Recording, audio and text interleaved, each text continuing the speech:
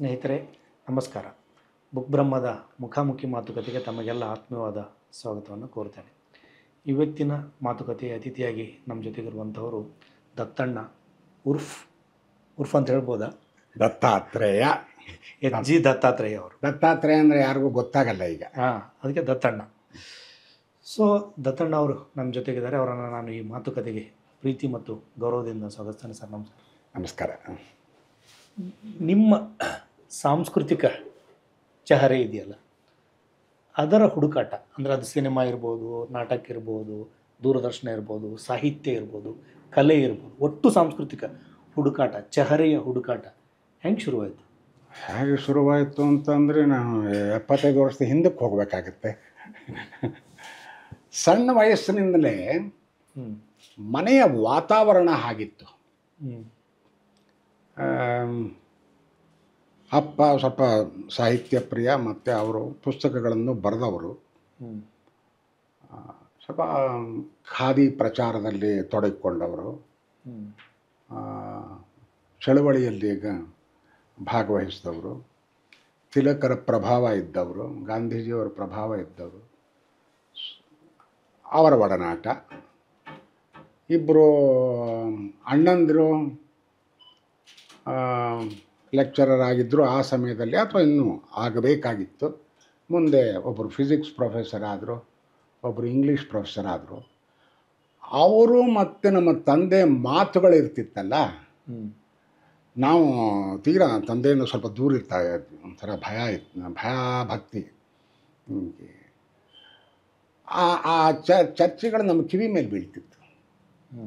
ಹಾಗಾಗಿ ಅದರಿಂದ ಪ್ರೇರಿತವಾಗಿರಬಹುದು.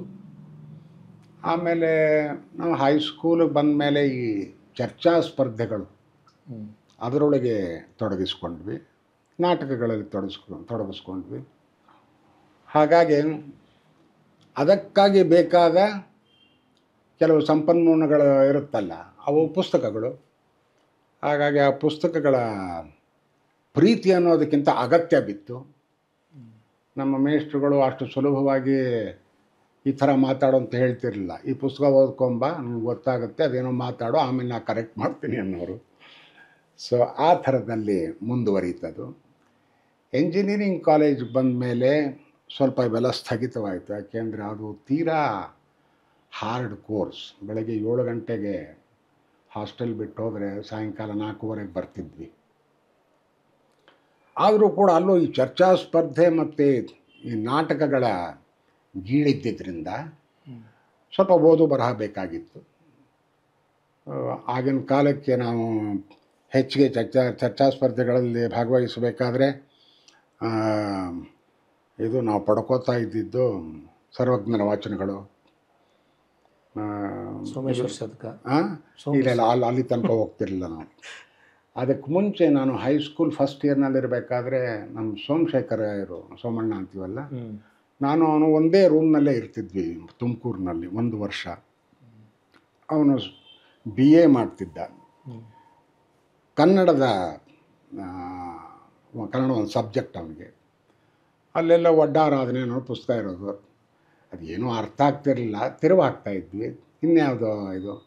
ಅವನು ಒಬ್ಬ ಡಿಬೇಟರು, ನಾಟಕ ಪ್ರಿಯ, ಸಿಕ್ಕಾಪಟ್ಟೆ ಓದ್ತಾ ಇದ್ದ. ಅವನು ತಂದಿದ್ದ ಪುಸ್ತಕಗಳನ್ನು ನಾವು ಹೀಗೆ ಇದನ್ನು ಹಾಕ್ತಿದ್ವಿ. ಆ ಸಮಯದಲ್ಲೇ ತುಮಕೂರಿನಲ್ಲಿ ಆ ಕಾಲೇಜು ಸಾಂಸ್ಕೃತಿಕ ಸಂಘ ಇತ್ತಲ್ಲ, ಅವರು ಬೇರೆ ಬೇರೆ ಇವ್ರನ್ನ ಉಪನ್ಯಾಸಕ್ಕೆ ಕರೆಸ್ತಾಯಿದ್ರು. ಅವುಗಳನ್ನು ಹೋಗಿ ಭಾಗವಹಿಸ್ತಿದ್ದೆ, ಕೇಳಿಸ್ಕೊತಾ ಇದ್ದೆ. ಒಂದು ಸಾರಿ ಬೇಂದ್ರೆ ಅವರು ಅಲ್ಲಿ ಬಂದಿದ್ದರು ತುಮಕೂರಿಗೆ. ಅವರು ಇದನ್ನು ಕೇಳಿದ ಮೇಲೆ ನಮಗೆ ಯಾವುದೋ ಒಂದು ಬೇರೆ ಲೋಕಕ್ಕೆ ಕರ್ಕೊಂಡು ಹೋದಾಗ ಆಗೋಯ್ತು. ಇವತ್ತು ನೋಡಿ, ಎಷ್ಟು 1955-56ನೇ ಇಸ್ವಿನಲ್ಲಿ ಕೇಳಿದ ಭಾಷಣ ಅದು. ಸಾಹಿತ್ಯದಲ್ಲಿ ಬಂಧ ಮತ್ತು ಮೋಕ್ಷ ಅಂತ. ಆ ಕಾಲಕ್ಕೆ ಅದು ಹೇಗೆ ನನ್ನ ತಲೆ ಒಳಗೆ ಉಳ್ಕೊಂಡಿದೆಯೋ ಗೊತ್ತಿಲ್ಲ. ಬಂಧವೇನು ಚಂದ ಎಂದು ಅದರ ಅಂದಗೆಡಿಸಬೇಡಿ, ಬಂಧ ಬೇಕು, ಸಾಹಿತ್ಯಕ್ಕೆ ಬಂಧ ಬೇಕು ಅಂತ 1 ಗಂಟೆ ನಿರರ್ಗಳವಾಗಿ ಮಾತಾಡಿದರು. ಆಮೇಲೆ ಗಂಗಾವತರಣ ಅದನ್ನು ಹಾಗಾಗಿ ಈ ರೀತಿ ನಮಗೆ ಒಂದು ಸ್ಫೂರ್ತಿ ಅನ್ಬೋದು, ಅಥವಾ ಇಲ್ಲಿ ಒಂದಿಷ್ಟು ಪ್ರವೇಶ ಬೇಕು ಮುಖ್ಯ ಅಂತ ಅನ್ನಿಸ್ತು. ಹಾಗಾಗಿ ಒಂದಿಷ್ಟು ಓದು ಬರಹ ಇಲ್ಲ ಓದು.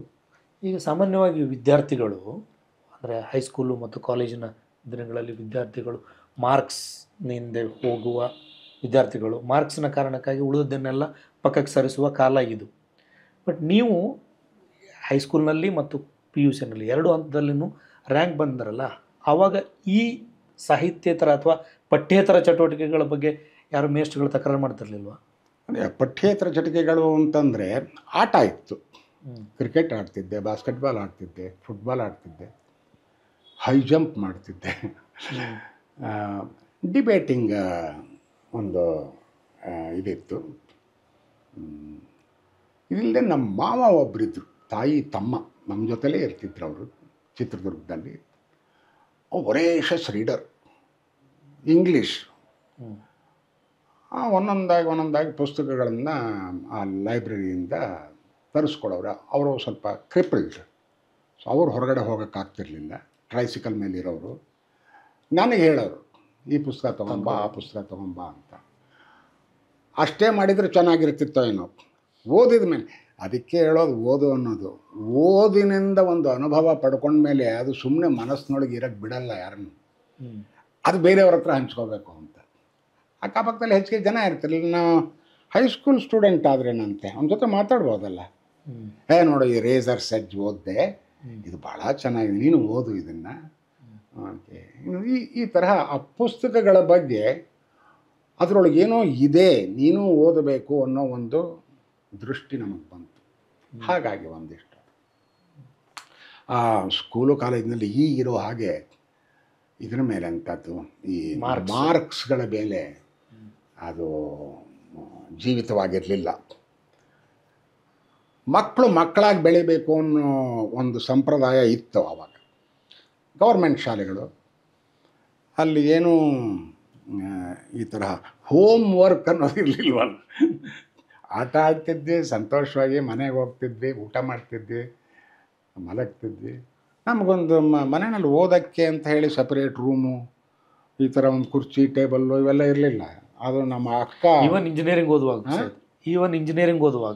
ಎಂಜಿನಿಯರಿಂಗ್ ಹೋಗಿ ಹಾಸ್ಟೆಲ್ಲೇ ಬಂದ್ಬಿಟ್ನಲ್ಲ, ಅಲ್ಲಿ ವ್ಯವಸ್ಥಿತವಾಗಿತ್ತು. ಅಲ್ಲಿ ಇದರೊಳಗೆ ಹೈಸ್ಕೂಲು ಇದು ಅಂಥದ್ದು ಆ ಫಸ್ಟ್ ರ್ಯಾಂಕ್ ಬಂದ ಮೇಲೆ ಮನೆಯವ್ರಂದರೆ ಪ್ರಿ ಯೂನಿವರ್ಸಿಟಿ ಭಾಳ ಇಂಪಾರ್ಟೆಂಟ್, ಇದು ಅವನಿಗೊಂದು ಸಪ್ರೇಟ್ ರೂಮ್ ಮಾಡಿಕೊಡೋಣ ಅಂತ ಒಂದು ಮನೆಯಿಂದ ಹೊರಗಡೆ ಒಂದು ರೂಮ್ ಮಾಡಿದ್ರು.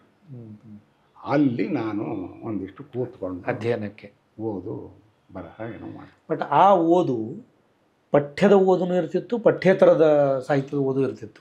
ಪಠ್ಯೇತರ ಹೆಚ್ಚಿಗೆ ಇರ್ತಿರ್ಲಿಲ್ಲ ನನಗೆ. ಆ ಪಠ್ಯೇತರ ಓದುಗಳು ಬಂದಿದ್ದು ಅದೇ ನಮ್ಮ ಮಾವ ಅವರು ನಂತರದ ಮಾಡ್ತಿದ್ದು.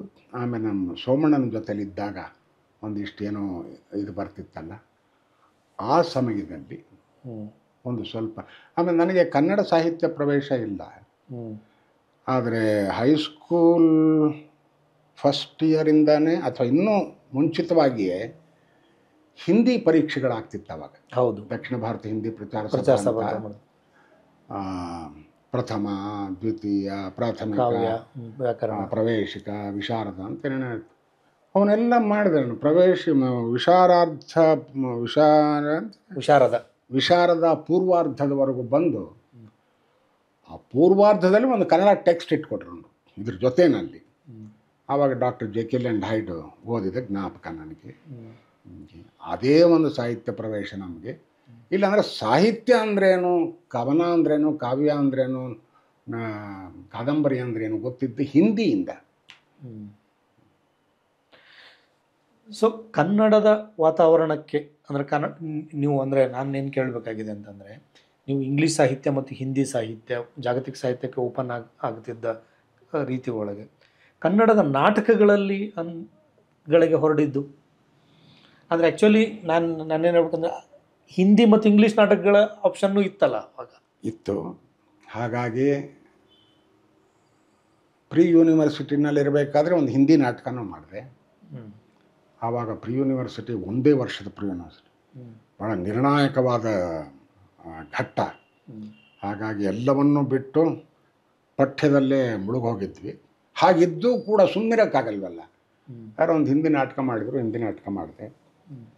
ಹೈಸ್ಕೂಲ್ನಲ್ಲಿ ಒಂದು ಸಂಸ್ಕೃತ ನಾಟಕ ಮಾಡಿದೆ, ರಘುವಂಶ ಅಂತ ಕಾಣುತ್ತೆ. ಕನ್ನಡ ನಾಟಕ ಮಾಡಿದೆ ಒಂದೆರಡು. ಆಮೇಲೆ ಎಂಜಿನಿಯರಿಂಗ್ ಕಾಲೇಜಿಗೆ ಬಂದೆ. ಎಂಜಿನಿಯರಿಂಗ್ ಕಾಲೇಜಿನಲ್ಲಿ ಅಲ್ಲೂ ಅಷ್ಟೇ, ಅದು ಭಾಳ ಶುಷ್ಕವಾದ ಇದು ಲೋಕ ಅದು ಎಂಜಿನಿಯರಿಂಗ್ ಕ್ಷೇತ್ರ. ಬರೀ A+B² = AB ಇಷ್ಟೊಳಗೆ ಆಗೋಗೋದು. ಹಾಗೆ ಬಿಟ್ಟಿದ್ರೆ ಅದು ಒಂದು ತುಡಿತಾ ಇತ್ತಲ್ಲ ಏನೋ. ಅಲ್ಲಿ ಹೋಗಿ ನಾನು ಕೇಳಿದ್ರೆ, ಸರ್ ನಾನು ಒಂದು ಲಿಟ್ರರಿ ಸೆಕ್ರೆಟರಿ ಆಗಿದ್ದೆ ಸೆಕೆಂಡ್ ಇಯರ್ ಎಂಜಿನಿಯರಿಂಗ್ ಕಾಲೇಜಿನಲ್ಲಿ. ನೋಡಿ ಎಲ್ಲ ಕಾಲೇಜುಗಳದ್ದು ನಾಟಕ ಮಾಡ್ತಾರೆ, ಇಲ್ಲೊಂದು ಉಳ್ಳಾಳ್ ಶೀಲ್ಡ್ ಅಂತ ಆಗ್ತಿದೆ, ನಮ್ಮದು ಏನಾದ್ರು ಮಾಡ್ಬೇಕು ಸರ್. ಯಾರಪ್ಪ ಬೇಡ ಅಂದವರು, ನಿಮಗೆ ಟೈಮ್ ಇದ್ದರೆ ಯೋಗ್ಯತೆ ಇದ್ದರೆ ಮಾಡಿರಿ ಅಂತ ಅಂದರು. ನಮ್ಮ ಹಿರಿಯೂರಿನವರೊಬ್ಬರು ಮೇಷ್ಟ್ರಿದ್ರು, ಮೆಕ್ಯಾನಿಕಲ್ ಇಂಜಿನಿಯರ್. ಮಾಡು, ನಾನೇ ಡೈರೆಕ್ಟ್ ಮಾಡ್ತೀನಿ ಅಂತ ಮಾಡಿದರು. ಅದೊಂದು ಡನ್ಲಪ್ ಗರ್ಲ್ ಅಂತಾನೆ ಅದೊಂದು ನಾಟಕ ತೊಗೊಂಡು ಮಾಡಿದ್ವಿ. ಆವಾಗಿನೂ ರವೀಂದ್ರ ಕಲಾಕ್ಷೇತ್ರ ಇರಲಿಲ್ಲ, ಟೌನ್ ಹಾಲ್ನಲ್ಲಿ ಮಾಡ್ತಾಯಿದ್ವಿ. ಮಾಡಿದ ಭಾಳ ಭಾಗವಹಿಸಿದವರ ವಿದ್ಯಾರ್ಥಿಗಳಿಗೆಲ್ಲ ಒಂದು ರೀತಿಯ ಇದು ಬಂತು, ಈ ಥರದ್ದು ಮಾಡಬೇಕು ಅಂತ. ಹಾಗೆ ನಮಗೆ ಕಾಲೇಜು ಇತರ ವಿದ್ಯಾರ್ಥಿಗಳಿಂದ ನಮಗೊಂದು ಸ್ವಲ್ಪ ಎಕ್ಸ್ಟ್ರಾ ಗೌರವ ಸಿಗೋಕ್ಕೆ ಶುರುವಾಯಿತು. ಹೌದು ಅಂತ. ಹಾಗಾಗಿ ಕಾಲೇಜಿನಲ್ಲಿ ಹೆಚ್ಚಿನ ಅವಕಾಶ ಇಲ್ಲ ಅಂತ ಹಾಸ್ಟೆಲ್ನಲ್ಲಿ ನಾಟಕ ಮಾಡೋಕ್ಕೆ ಶುರು ಮಾಡಿದ್ವಿ. ಅಲ್ಲೊಂದು 2-3 ನಾಟಕ ಮಾಡಿದ್ವಿ. ಓಕೆ. ಹಾಗಾಗಿ ಕಾಲೇಜಿನಲ್ಲಿ ಕಷ್ಟಪಟ್ಟು ಆ ನಾಟಕಗಳ ಮುಂದುವರಿಕೆ ಆಯಿತು. ಬಟ್ ನನಗೆ ಇನ್ನೊಂದು ಪ್ರಶ್ನೆ ಕೇಳಬೇಕಂತ ಅನಿಸೋದೇನೆಂದರೆ, ನೀವು ನಾಟಕದ ಓದು ಅಂದರೆ ಸಾಹಿತ್ಯದ ಓದು ಇತ್ತಲ್ಲ ನಿಮಗೆ, ಸಾಹಿತ್ಯದ ಓದು ನಿಮ್ಮ ಅಭಿನಯ ಇದೆಯಲ್ಲ ಅದನ್ನು ಅನ್ಯಾಕ್ಟ್ ಮಾಡುವ ಅದಕ್ಕೆ ಪೂರಕವಾಗಿ ಹೆಲ್ಪ್ ಮಾಡ್ತಾ ಇತ್ತು ಅದು. ಅದೇ ಹೆಚ್ಚಿನ ಸಾಹಿತ್ಯ ಓದಿರಲಿಲ್ವಲ್ಲ, ಹಿಂದಿ ಸಾಹಿತ್ಯದ್ದೇ ಇನ್ನೂ ತಲೆ ಒಳಗೆ ಇದ್ದಿದ್ದು. ಅಲ್ಲಿಯ ಕಾವ್ಯ, ಅಲ್ಲಿಯ ನಿರ್ಮಲ. ಹಾಗೆ ಒಂದು ಹಿಂದಿ ಕಾವ್ಯ, ಹಿಂದಿ ಸಾಹಿತ್ಯ, ಇಂಗ್ಲೀಷ್ ಸಾಹಿತ್ಯ, ಕನ್ನಡ ಸಾಹಿತ್ಯ ಅಂತ ಇರುತ್ತೆ. ಓದಿದ ಮೇಲೆ ಎಲ್ಲ ಒಂದೇ ಅಲ್ವಾ? ಎಲ್ಲ ಒಂದೇನೆ. ಅದು ಇವಾಗ ಅರ್ಥ ಆಗ್ತಿದೆ. ಒಂದು ಅನುಭವ ದ್ರವ್ಯ ಅದು ಅಷ್ಟೇ ಅದು. ಓ ಎಸ್. ಹಾಗಾಗಿ ಅದರೊಳಗೇನೋ ಇದೆ ಅನ್ನೋದೊಂದು ಗೊತ್ತಿತ್ತು. ಆಮೇಲೆ ಸಂಸ್ಕೃತದ ವಿದ್ಯಾರ್ಥಿ ನಾನು. ಹಾಗಾಗಿ ಹೇಳದೆ ಕೇಳದೇನೆ ಅಲ್ಲಿ ನಾಟಕದ ವಿಚಾರಗಳು ಒಂದಿಷ್ಟು ಬರ್ತಾ ಇದ್ವು ನಮಗೆ. 4 ವರ್ಷ ಸಂಸ್ಕೃತ ವಿದ್ಯಾರ್ಥಿ ಆಗಿದ್ದಾಗ. ಓಕೆ. ಅದು ಎಲ್ಲೋ ಒಂದು ಕಡೆ ಹಿನ್ನೆಲೆಯಲ್ಲಿ ಇತ್ತು. ಬಟ್ ನನಗೇನೆಂದರೆ, ಸಾಹಿತ್ಯ ಸಾಮಾನ್ಯವಾಗಿ ನಾಟಕದಲ್ಲಿ ಅಭಿನಯಿಸುವವರು ಅಥವಾ ಒಟ್ಟು ರಂಗತಂಡಗಳಲ್ಲಿ ಇರುವಂಥವರು ತಮ್ಮ ತಮ್ಮ ಪಾತ್ರಗಳನ್ನು ಫೋಕಸ್ ಮಾಡಿ ಅದರ ಮೇಲೆ ಹೆಚ್ಚು ವರ್ಕ್ ಮಾಡ್ತಾರೆ. ನಿಮಗೆ ಸಾಹಿತ್ಯದ ಓದು ಇದ್ದುದರಿಂದ ಒಟ್ಟಾರೆಯಾಗಿ ನಿಮ್ಮ ನಾಟಕದಲ್ಲಿ ತೊಡಗಿಸಿಕೊಳ್ಳುವುದರಲ್ಲಿ ವ್ಯತ್ಯಾಸ ಉಂಟು ಮಾಡುತ್ತಲ್ವಾ? ಅದು ಬಂದಿದ್ದು ನನಗೆ ಹವ್ಯಾಸಿ ರಂಗಭೂಮಿಗೆ ಎಂಟ್ರಾದಾಗ. ಅದು ಯಾವಾಗ ಅಂತ ಹೇಳಬೇಕು, ಈ ಹೈಸ್ಕೂಲು ಕಾಲೇಜಿನಲ್ಲಿ ಭಾಳ ಸಣ್ಣ ಏಕಾಂಕ ನಾಟಕಗಳನ್ನು ಮಾಡ್ತಿದ್ವಿ. ಆಗ ನಮಗೆ ಭಾಳ ಹತ್ತಿರದಲ್ಲೇ ನೋಡಿದವರು ಅಂದರೆ AS ಮೂರ್ತಿ. ಇವರು ಅವರೇ ಒಂದು ನಾಟಕನೂ ಡೈರೆಕ್ಟ್ ಮಾಡಿದ್ರು ನಮಗೆ. ಆದರೆ ಅಷ್ಟೊತ್ತಿಗಾಗಲೇ ನಾವು ಹೈಸ್ಕೂಲ್ ಫಸ್ಟ್ ಇಯರ್ನಲ್ಲಿರಬೇಕಾದ್ರೆ ನಮ್ಮ ಅಣ್ಣ ಅವರೆಲ್ಲ ಕಾಲೇಜು ರಂಗಭೂಮಿಯಲ್ಲಿ ಭಾಳ ದೊಡ್ಡ ಪ್ರೊಡಕ್ಷನ್ ಮಾಡೋರು, ಮರ್ಚೆಂಟ್ ಆಫ್ ವೆನಿಸ್. ಅವನ್ನೆಲ್ಲ ನೋಡಿ ಬಹಳ ಪ್ರಭಾವಿತರಾಗ್ತಿದ್ವಿ. ಆದರೆ ಅದರ ಹಿನ್ನೆಲೆ ಅಷ್ಟೊಂದು ಚೆನ್ನಾಗಿ ಗೊತ್ತಿರಲಿಲ್ಲ ನಮಗೆ. ನೋಡಿ, ಪ್ರಿ ಯೂನಿವರ್ಸಿಟೀಸ್ 1 ವರ್ಷದಲ್ಲಿ ನಾವೆಲ್ಲ ಆಗಲೇ ಶೇಕ್ಸ್ಪಿಯರ್ ಬಿಟ್ಟು ಅಬ್ರಿಜ್ಡ್ ಶೇಕ್ಸ್ಪಿಯರ್ಗೆ ಬಂದುಬಿಟ್ಟಿದ್ವಿ. ಇಷ್ಟೊಳಗೆ ಒಂದು ನಾಟಕ ಶೇಕ್ಸ್ಪಿಯರ್ ಓದಿದೀವಿ ಅಂತಲೂ ಆಗಬೇಕು, ಇಲ್ಲ ಅಂತಲೂ ಆಗಬೇಕು. ಆ ರೀತಿ ಅದನ್ನು ಬಿಟ್ಟು ಈ ಕಾಲೇಜಿನಲ್ಲಿ ಬಂದಾಗಲಿಂದನೇ ಒಂದು ಸ್ವಲ್ಪ ದಿವಸಕ್ಕೆ ಈ ಹವ್ಯಾಸಿ ರಂಗಭೂಮಿಯಲ್ಲಿ ಆ ಚಟುವಟಿಕೆಗಳಾಗ್ತಿತ್ತಲ್ಲ, ಅದರ ಬಗ್ಗೆ ಒಂದಿಷ್ಟು ಅಭಿಮಾನ ಬೆಳೀತು. ನಾಟಕಗಳನ್ನು ನೋಡ್ತಿದ್ವಿ. ಅದರದ್ದು ಮುಂದೆ ಬಂದ ಆ ವಿಷಯಗಳು ಅಂದರೆ ನಾನು ದೆಹಲಿಗೆ ಹೋದಾಗ ಅದು ಇನ್ನು ಸ್ವಲ್ಪ ಇನ್ನೂ ಮುಂದೆ ಈ ಕೆಲಸಕ್ಕೆ ಸೇರಿದ ಮೇಲೆ ಫಸ್ಟ್ ಕೆಲಸಕ್ಕೆ ಸೇರಿ 1 ವರ್ಷ ಬೆಂಗಳೂರಿನಲ್ಲೇ ಇದ್ದು ಆಮೇಲೆ ಪಾಲಮ್ಗೆ ಹೋಗಿದ್ದೆ ನಾನು. ಪಾಲಮ್ ವಿಮಾನ ನಿಲ್ದಾಣದಲ್ಲೇ ನಮ್ಮ ಆಫೀಸು. ಅಲ್ಲಿ ಒಂದು ಸ್ವಲ್ಪ ಏನೋ ದೆಹಲಿ ಆವಾಗ ಹೆಚ್ಚಿಗೆ ನಮಗೆ ಇದಿರ್ತಿದ್ದು ಪಾರ್ಲಿಮೆಂಟ್ಗೆ ಹೋಗಬೇಕು, ಪಾರ್ಲಿಮೆಂಟ್ ಭಾಷಣಗಳನ್ನು ಕೇಳಬೇಕು, ಇದು ಹೆಚ್ಚಿಗೆ ಇದ್ದಿದ್ದು ತಲೆ ಒಳಗೆ. ಇಲ್ಲೊಂದು ಯಾವುದೋ ಎಚ್ ಎಮ್ ನಾಯಕ ಅಂತ ಒಂದು ನಾಟಕ ಮಾಡ್ತಿದ್ರು. ಅದು ನಾವು ತೊಡಗಿಸ್ಕೊಳ್ಳಿಲ್ಲ, ದೂರದಿಂದ ಒಂದಿಷ್ಟು ನಿರ್ದೇಶನದ ಸಹಾಯ ಮಾಡಿದ ಜ್ಞಾಪಕ. ಅದು ಮುಗೀತು. ಆಮೇಲೆಲ್ಲ ಕಾನ್ಪುರ್ಗೆ ಹೋದೆ. ಅಲ್ಲಿ ಒಂದು ಸಣ್ಣ ಕನ್ನಡ ಪ್ರೇಮಿಗಳ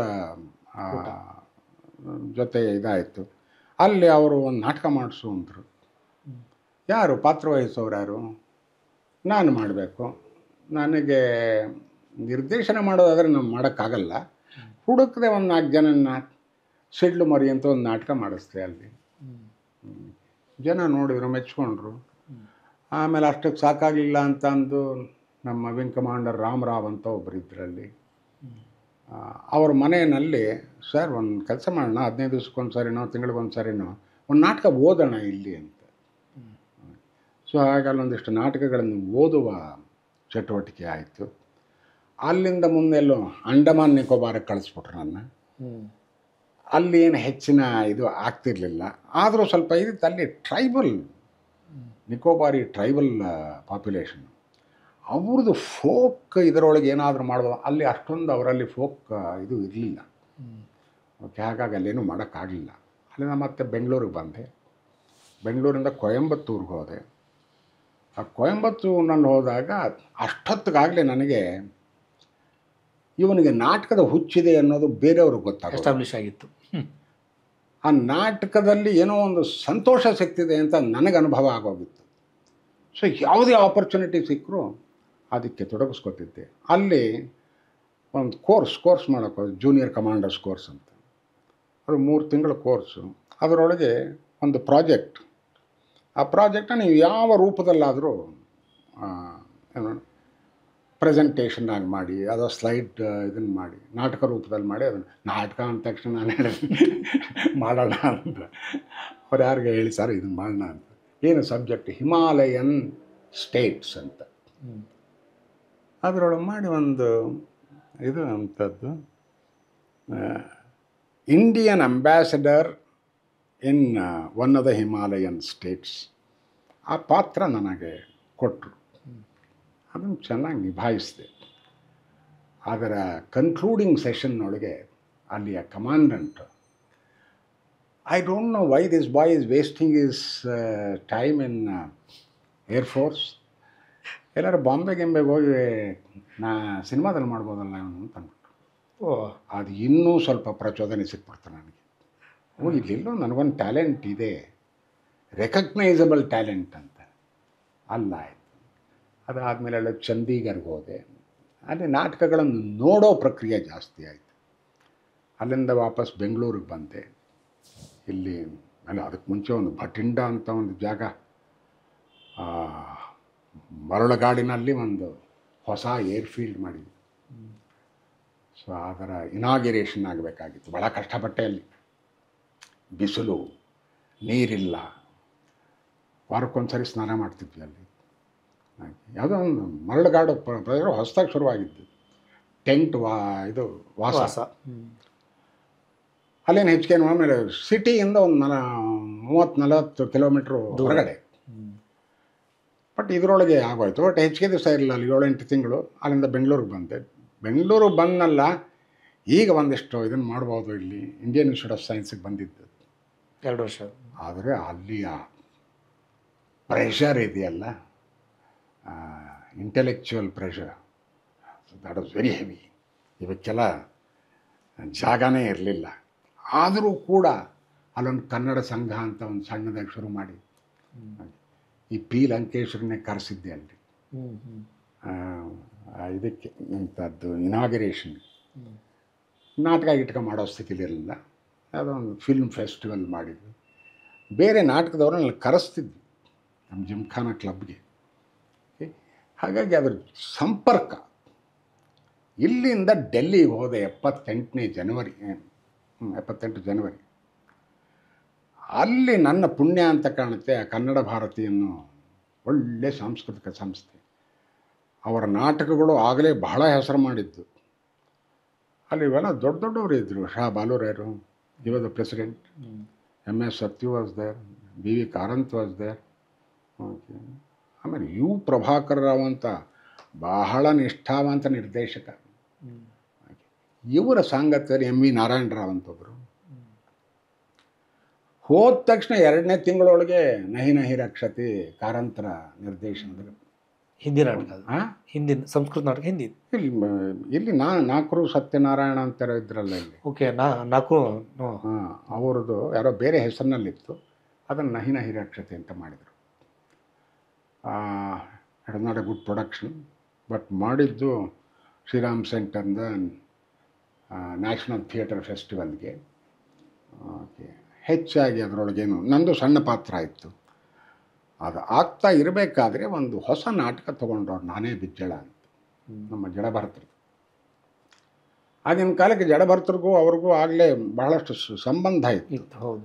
ಅವ್ರು ಇನ್ನೂ ಮ್ಯಾನುಸ್ಕ್ರಿಪ್ಟ್ನಲ್ಲಿ ಇರಬೇಕಾದ್ರೆ ಅಲ್ಲಿ ಕಳಿಸಿ ನೀವು ನಾಟಕ ಮಾಡಿ ಅಂತ ಹೇಳೋರು. ಹಾಗಾಗಿ ಇದು ಬಂತು. ಅದನ್ನು ಮಾಡಬೇಕಾದ್ರೆ ನೀನು ಈ ಬಿಜ್ಜಳನ ಪಾತ್ರ ಮಾಡು ಅಂತ ಅಂದರು. ನಾನು ಐ ಆಮ್ ಜೂನಿಯರ್ ಮೋಸ್ಟ್ ಇಲ್ಲಿ. 20 ವರ್ಷದಿಂದ ಇರೋ ಜನರಿದ್ದಾರೆ, ನಾಟಕನೂ ಮಾಡ್ತಾ ಇದ್ದಾರೆ, ಅವ್ರನ್ನೆಲ್ಲ ಬಿಟ್ಟು ನನ್ನನ್ನು ಮಾಡಿದರೆ ಅವ್ರಿಗೆ ಬೇಜಾರಾಗುತ್ತೆ ನೋಡಿ ಅಂತ. ಇಲ್ಲ ಇಲ್ಲಿ ಅದು ಬಹಳ ಒಳ್ಳೆಯ ಶಿಸ್ತಿನ ಸಂಸ್ಥೆ, ಇಲ್ಲ ನೀವು ಮಾಡಿ ಅಂತ. ಅದು ಮಾಡಿದೆ ನೋಡ್ರಿ, ಮಾಡಿದ್ದೇ ದೊಡ್ಡ ತಪ್ಪಾಗೋಯ್ತು. ಓವರ್ನೈಟ್ ಸ್ಟಾರ್ಡಮ್ ಸಿಕ್ಬಿಡ್ತು. ಬಟ್ ಈ ನಾನೇ ಬಿಜ್ಜಳ ನಾಟಕದಕ್ಕಿಂತ ಮುಂಚೆ ಕೂಡ ನೀವು ನಿರ್ದೇಶನ ಮತ್ತು ಬೇರೆ ಬೇರೆ ನಾಟಕ ಕಟ್ಟುವ ಪ್ರಾಸೆಸ್ಸಲ್ಲಿ ಭಾಳ ಸಣ್ಣ ಪ್ರಮಾಣದಲ್ಲಿತ್ತು. ಬಟ್ ಇಲ್ಲಿ ನಾಟಕ ಅಂದರೆ ಏನು, how you select a play, how you execute a play, ಹೇಗೆ ಮಾಡಬೇಕು ಅನ್ನೋದ್ರ ಬಗ್ಗೆ ಬಹಳಷ್ಟು ಮಾಹಿತಿಗಳು ಸಿಕ್ಬಿಡ್ತು ನನಗಲ್ಲಿ. ಆ ಪ್ರಭಾಕರ್ ಬರೀ ಅದು ನಟನೆ ಮಾತ್ರ ಆಗಿರಲಿಲ್ಲ, ಒಟ್ಟು ನಾಟಕ ಕಟ್ಟುವ ಪ್ರಾಸೆಸ್ನ ಭಾಗವಾದ್ರಿ ನೀವು. ಸಿಂಪಲ್ಲಾಗಿ ಅವ್ರು ಹೇಳಿದ್ದಿಷ್ಟೇ, ಈ ಪಾತ್ರ ನೀನು ಮಾಡಬೇಕು ಅಂತಂದರೆ ಪಿರೆಂಡಲ್ ಯಾರು ಅಂತ ಗೊತ್ತಿರ್ಬೇಕು ನಿನಗೆ. 6 ಕ್ಯಾರೆಕ್ಟರ್. ಯಾಕೆಂದರೆ ಹೆನ್ರಿ ದ ಫೋರ್ತ್ದು ಅಡ್ಯಾಪ್ಟೇಷನ್ ಅವ್ರು ಹೇಳ್ಕೊಳ್ಳಲ್ಲ ಅಡ್ಯಾಪ್ಟೇಷನ್ ಅಂತ. ಆದ್ದರಿಂದ ನೀನು ಹೆನ್ರಿ ದ ಫೋರ್ತ್ ಬಗ್ಗೆ ಓದ್ಕೋಬೇಕು. ನೀನು ಮುನ್ನುಡಿ ಓದಬೇಕು, ಹಿನ್ನುಡಿ ಓದಬೇಕು, ಒಳಗಡೆ ಪೇಜ್ ಓದಬೇಕು. ಆವಾಗ ನನಗೆ ಆ ಕರ್ತೃವಿನ ಫಿಲಾಸಫಿ ಏನು ಅನ್ನೋದು ಅರ್ಥ ಆಗುತ್ತೆ. ಅದು ಅರ್ಥವಾಗದೆ ಹೋದರೆ ಪಾತ್ರ ಮಾಡೋದು ಬಹಳ ಕಷ್ಟ ಆಗುತ್ತೆ. ಏನೋ ಮಾಡಿಬಿಡ್ಬೋದು, ಜನರನ್ನ ಹಿಡಿದಿಟ್ಕೊಳಕ್ಕಾಗಲ್ಲ. ಹಾಗಾಗಿ ಪಿರೆಂಡಲೋ ಬಗ್ಗೆ ಓದಿದ್ವಿ. ಪಿರೆಂಡಲೋ ಏನು ದೊಡ್ಡ ಇದು, ಒಂದು ಶೇಕ್ಸ್ಪಿಯರ್ಗೂ ಅವನಿಗೂ ಕಂಪೇರ್ ಮಾಡಿದರೆ ಏನಾಗುತ್ತೆ, ಈ ಥರದ್ದೆಲ್ಲ ಒಂದಕ್ಕೊಂದಕ್ಕೆ ಸೇರಿಸಿ ನಾಟಕ ಅಂದ್ರೇನು, ನಾಟಕದ ಮಹತ್ವ ಏನು, ಕರ್ತೃವನ್ನು ಹೇಗೆ ನಾವು ಒಲಿಸ್ಕೋಬೇಕು, ಇವೆಲ್ಲ ಶುರುವಾಗಿ ಆವಾಗ ಹೌದು ಪಿರೆಂಡಲೋ ಅಂದರೆ ಬರೀ ನಾಟಕಕಾರ ಅಲ್ಲ, ಅವನು ಯಾವುದೋ ಒಂದು ಫಿಲಾಸಫಿನ ಪ್ರೆಸೆಂಟ್ ಮಾಡ್ತಾ ಇದ್ದಾನೆ, illusion and reality. So illusion ಅಂದ್ರೇನು, ರಿಯಾಲಿಟಿ ಅಂದ್ರೇನು, ಅದಕ್ಕೂ ಈ ಪಾತ್ರಕ್ಕೂ ಏನು ಸಂಬಂಧ, ಅದಕ್ಕೂ ಈ ನಾಟಕಕ್ಕೂ ಏನು ಸಂಬಂಧ, ಇವುಗಳ ಚರ್ಚೆಗಳಾಗಕ್ಕೆ ಶುರುವಾಯಿತು. ಹಾಗಾಗಿ ಇದು ಪಕ್ವತೆಯನ್ನು ಪಡ್ಕೊಳ್ತಾ ಬಂತು. ಬಟ್ ಈ ನಾಟಕ ಕಟ್ಟುವ ಪ್ರಾಸೆಸ್ನಲ್ಲಿ ಇದೆಲ್ಲ ಒಂದು ಹಿನ್ನೆಲೆಯಲ್ಲೇ ಆಗಿರ್ತದೆ. ನಟನಾಗಿ ಈ ಎಲ್ಲ ಹಿನ್ನೆಲೆಯನ್ನು ಇಟ್ಕೊಂಡು ಸ್ಟೇಜ್ ಮೇಲೆ ಬರುವಾಗ ನೀವು ಪಾತ್ರವನ್ನು ಆವಾಹನೆ ಮಾಡಿಕೊಂಡು ಅಥವಾ ಪರಕಾಯ ಪ್ರವೇಶ, ಆವಾಗ ಕೂಡ ನೀವೆಷ್ಟಾಗಿರ್ತೀರಿ, ಪಾತ್ರ ಎಷ್ಟಿರ್ತದೆ ಅದರೊಳಗೆ?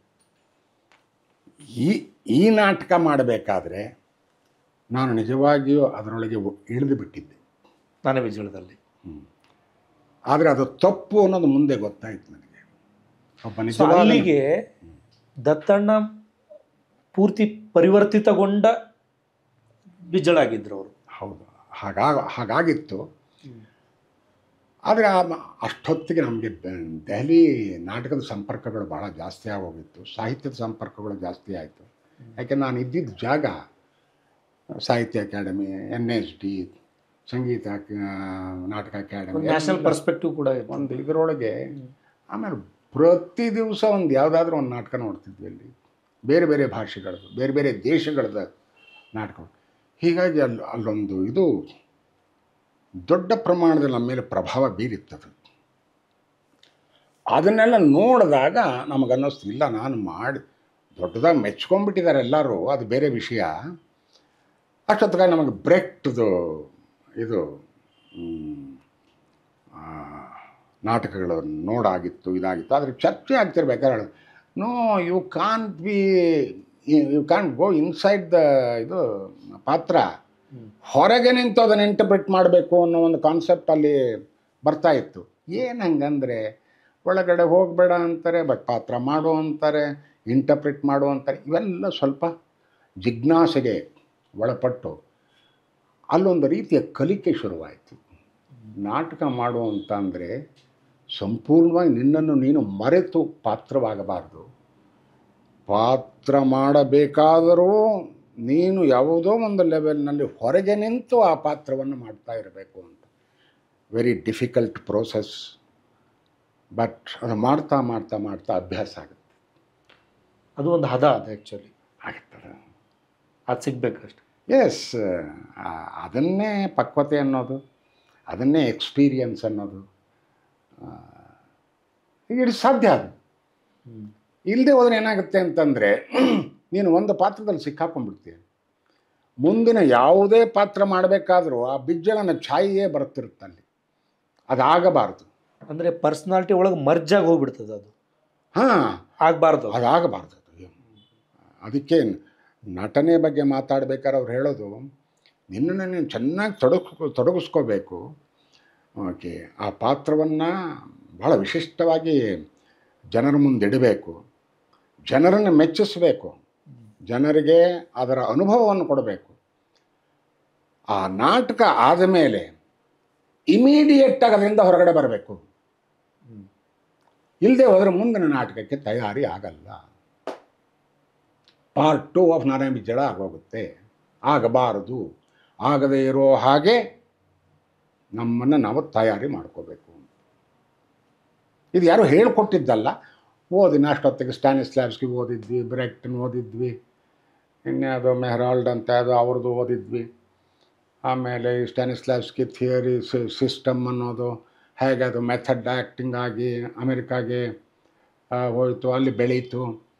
ಇವೆಲ್ಲ ಅಷ್ಟೊತ್ತಿಗಾಗಲೇ ಓದಿನ ಬಗ್ಗೆ ಭಾಳಷ್ಟು ಗಮನ ಹರಿಸ್ಬಿಟ್ಟಿತ್ತು. ಬಟ್ ನೀವು ನಟನೆ ಆಗಬೇಕು ಅಂತ ಅನಿಸಿದ್ಯಾಕೆ?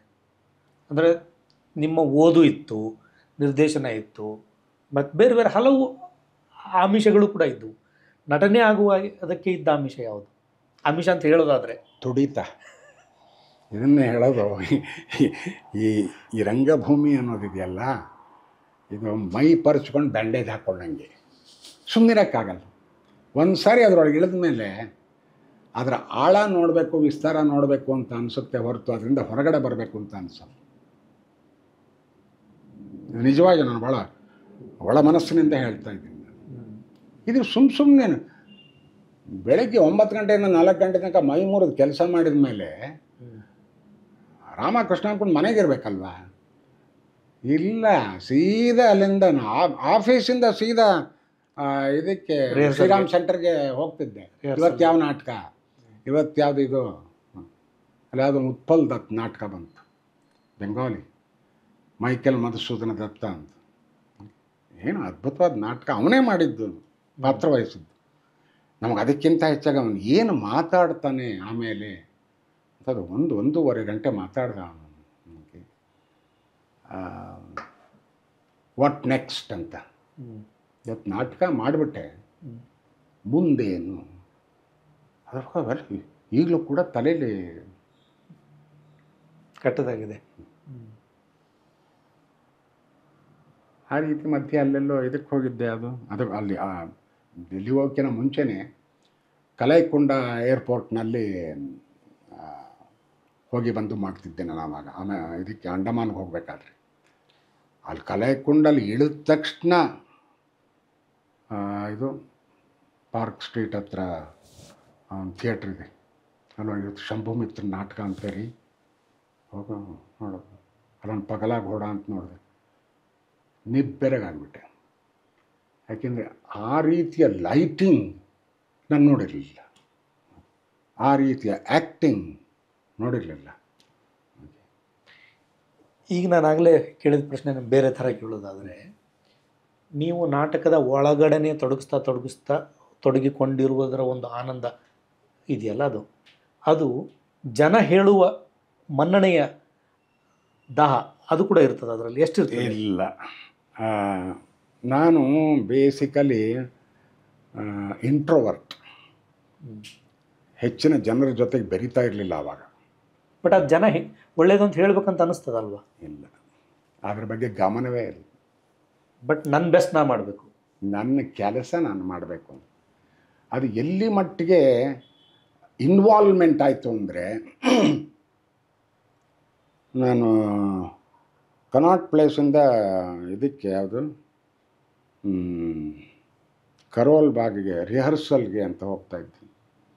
ಸ್ಕೂಟ್ರ್ ಮೇಲೆ ಹೋಗ್ತಾ ಇರಬೇಕಾದ್ರೆ ನಮಗೆ ಹೆಚ್ಚಿನ ಸಮಯ ಸಿಗ್ತಿರಲಿಲ್ಲ ರಿಹರ್ಸಲ್ಗೆ. ಸೊ ನಾನೇ ರಿಹರ್ಸಲ್ ಮಾಡ್ಕೊಂಡು ಹೋಗೋದು. ಅಷ್ಟು 20 ನಿಮಿಷ ಟೈಮ್ ಆಗ್ತಿತ್ತು. ಅವಾಗ ಕೈ ಹಿಂಗೆ ಮಾಡ್ಕೊಂಡು ಅದನ್ನು ಮಾಡ್ಕೊಂಡು ಅವ್ರು ಯಾರೋ ಅಕ್ಕಪಕ್ಕದವ್ರು ನೋಡಿ, ನಮ್ಮ ಸಿಸ್ಟರು ಅಲ್ಲಿದ್ದರು, ರೀ ನಿಮ್ಮ ತಮ್ಮ ಸರಿಯಾಗಿದ್ದಾನೇನ್ರಿ? ಯಾಕೆ ಅದೇನೋ ಸ್ಕೂಟ್ರ್ ಮೇಲೆ ಹೋಗ್ತಾ ಏನೋ ಹಿಂಗೆಲ್ಲ ಕೈಯೆಲ್ಲ ಆಡಿಸ್ಕೊಂಡು ಹೋಗ್ತಾರೆ, ಸ್ವಲ್ಪ ವಿಚಾರಿಸಿ ಅಂತ ಕೇಳಿದ್ಲು ಕೂಡ. ಇಲ್ಲಮ್ಮ, ನನಗೆ ನಾಟಕದ ರಿಹರ್ಸಲ್ಗೆ ಹೆಚ್ಚಿಗೆ ಟೈಮ್ ಸಿಗಲ್ಲ, ಇದ್ದಿದ್ದ ಟೈಮ್ನ ಬಳಸ್ಕೋತೀನಿ ಅಲ್ಲಿ, ಹಾಗಾಗಿ ಅದು ಹೆದರ್ಕೋಬೇಕಾಗಿಲ್ಲ. ಸರ್, ಈ ರಿಹರ್ಸಲ್ ಅನ್ನೋದು ಕೂಡ ಎಷ್ಟರ ಮಟ್ಟಿಗೆ ಫಿಸಿಕಲ್, ಎಷ್ಟರ ಮಟ್ಟಿಗೆ ಮೆಂಟಲ್? ಅದು ಮಾನಸಿಕ, ಮೆಂಟಲ್ಲು ಆಗಲೇ ಆಗೋಗಿರುತ್ತೆ ರಿಹರ್ಸಲ್. ಬಟ್ ಅದು ಎಕ್ಸಿಕ್ಯೂಟ್ ಆಗಬೇಕು ಶುರುವಾಗೋಕ್ಕಿಂತ ಮುಂಚೆ ಒಂದು ಲೆವೆಲ್ಲಿನ ಸಿದ್ಧತೆ, ಮಾನಸಿಕ ಸಿದ್ಧತೆ ಆಗೋಗಿರುತ್ತೆ. ಈ ರಿಹರ್ಸಲ್ ಶುರುವಾದಮೇಲೆ ಅಲ್ಲಿ concentration is more on emotion, execution and promotion, ಅದು ಮೂಮೆಂಟ್ಸ್, ನಿನ್ನ ಜೆಸ್ಚರ್ಸ್, ನಿನ್ನ ಮಾತುಗಾರಿಕೆ, ಇದರ ಮೇಲೆ ಹೆಚ್ಚಿನ ಒತ್ತು. ಈ ಪರ್ಫಾರ್ಮ್ ಮಾಡುವಾಗ ನಿಮ್ಮ ಎದುರುಗಡೆ ಇರುವ ಕಲಾವಿದನ ರಿಯಾಕ್ಷನ್ನು ಅಥವಾ ಅವನ ಪರ್ಫಾರ್ಮೆನ್ಸು ಕೂಡ ನಿಮ್ಮ ಪರ್ಫಾರ್ಮೆನ್ಸನ್ನು ಎನ್ಹಾನ್ಸ್ ಮಾಡ್ತಿರ್ತದೆ ಅಥವಾ ಕಡಿಮೆ ಮಾಡ್ತಿರ್ತಲ್ವ? Very important. ಅದಿಲ್ಲದೆ ನಾನು ಬಿಜ್ಜಳನಾಗಕ್ಕೆ ಸಾಧ್ಯವಿಲ್ಲ.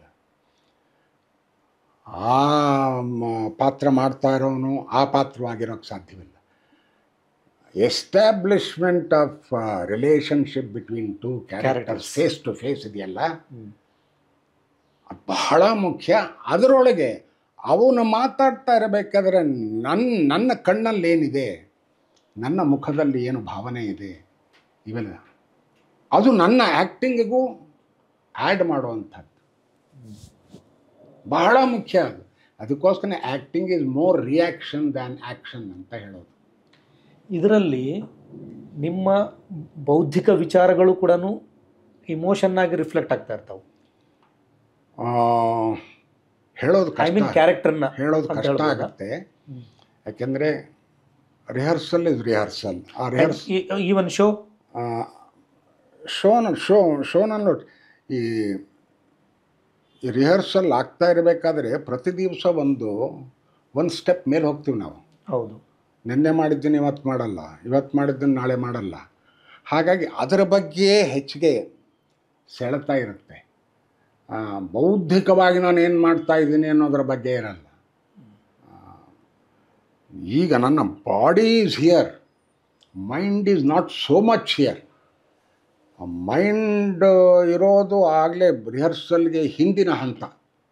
ರಿಹರ್ಸಲ್ ಯಾಕೆಂದರೆ ಒಂದು 30 ರಿಹರ್ಸಲ್ ಮಾಡ್ತೀವಿ ಪ್ರತಿ ದಿವಸ. ಅದರೊಳಗೆ ಏನೋ ಒಂದು ಸಣ್ಣ ಪುಟ್ಟ ಕರೆಕ್ಷನ್ಸು, ಇದು ಇಂಪ್ರೊವೈಸೇಷನ್ಸ್ ಮಾಡ್ಕೊಂಡು ಹೋಗ್ತಿರ್ತೀವಲ್ಲ, ಆವಾಗೆಲ್ಲ ಗಮನ ಇರೋದು ಈ ನಮ್ಮ ವಾಚಿಕ ಆಂಗಿಕ ಆಂಗಿಕ ಆಹಾರ್ಯ, ಅದರೊಳಗೆ ಸಾತ್ವಿಕ ಅಂತ ಹೇಳ್ತಾರೆ. ಆ ಸಾತ್ವಿಕ ಬರೋದು ಅದು ಮಾಡ್ತಾ ಮಾಡ್ತಾ ಮಾಡ್ತಾ ಯಾವುದೋ ಕೆಲವು ಕ್ಷಣಗಳಲ್ಲಿ ಬರುತ್ತದೆ.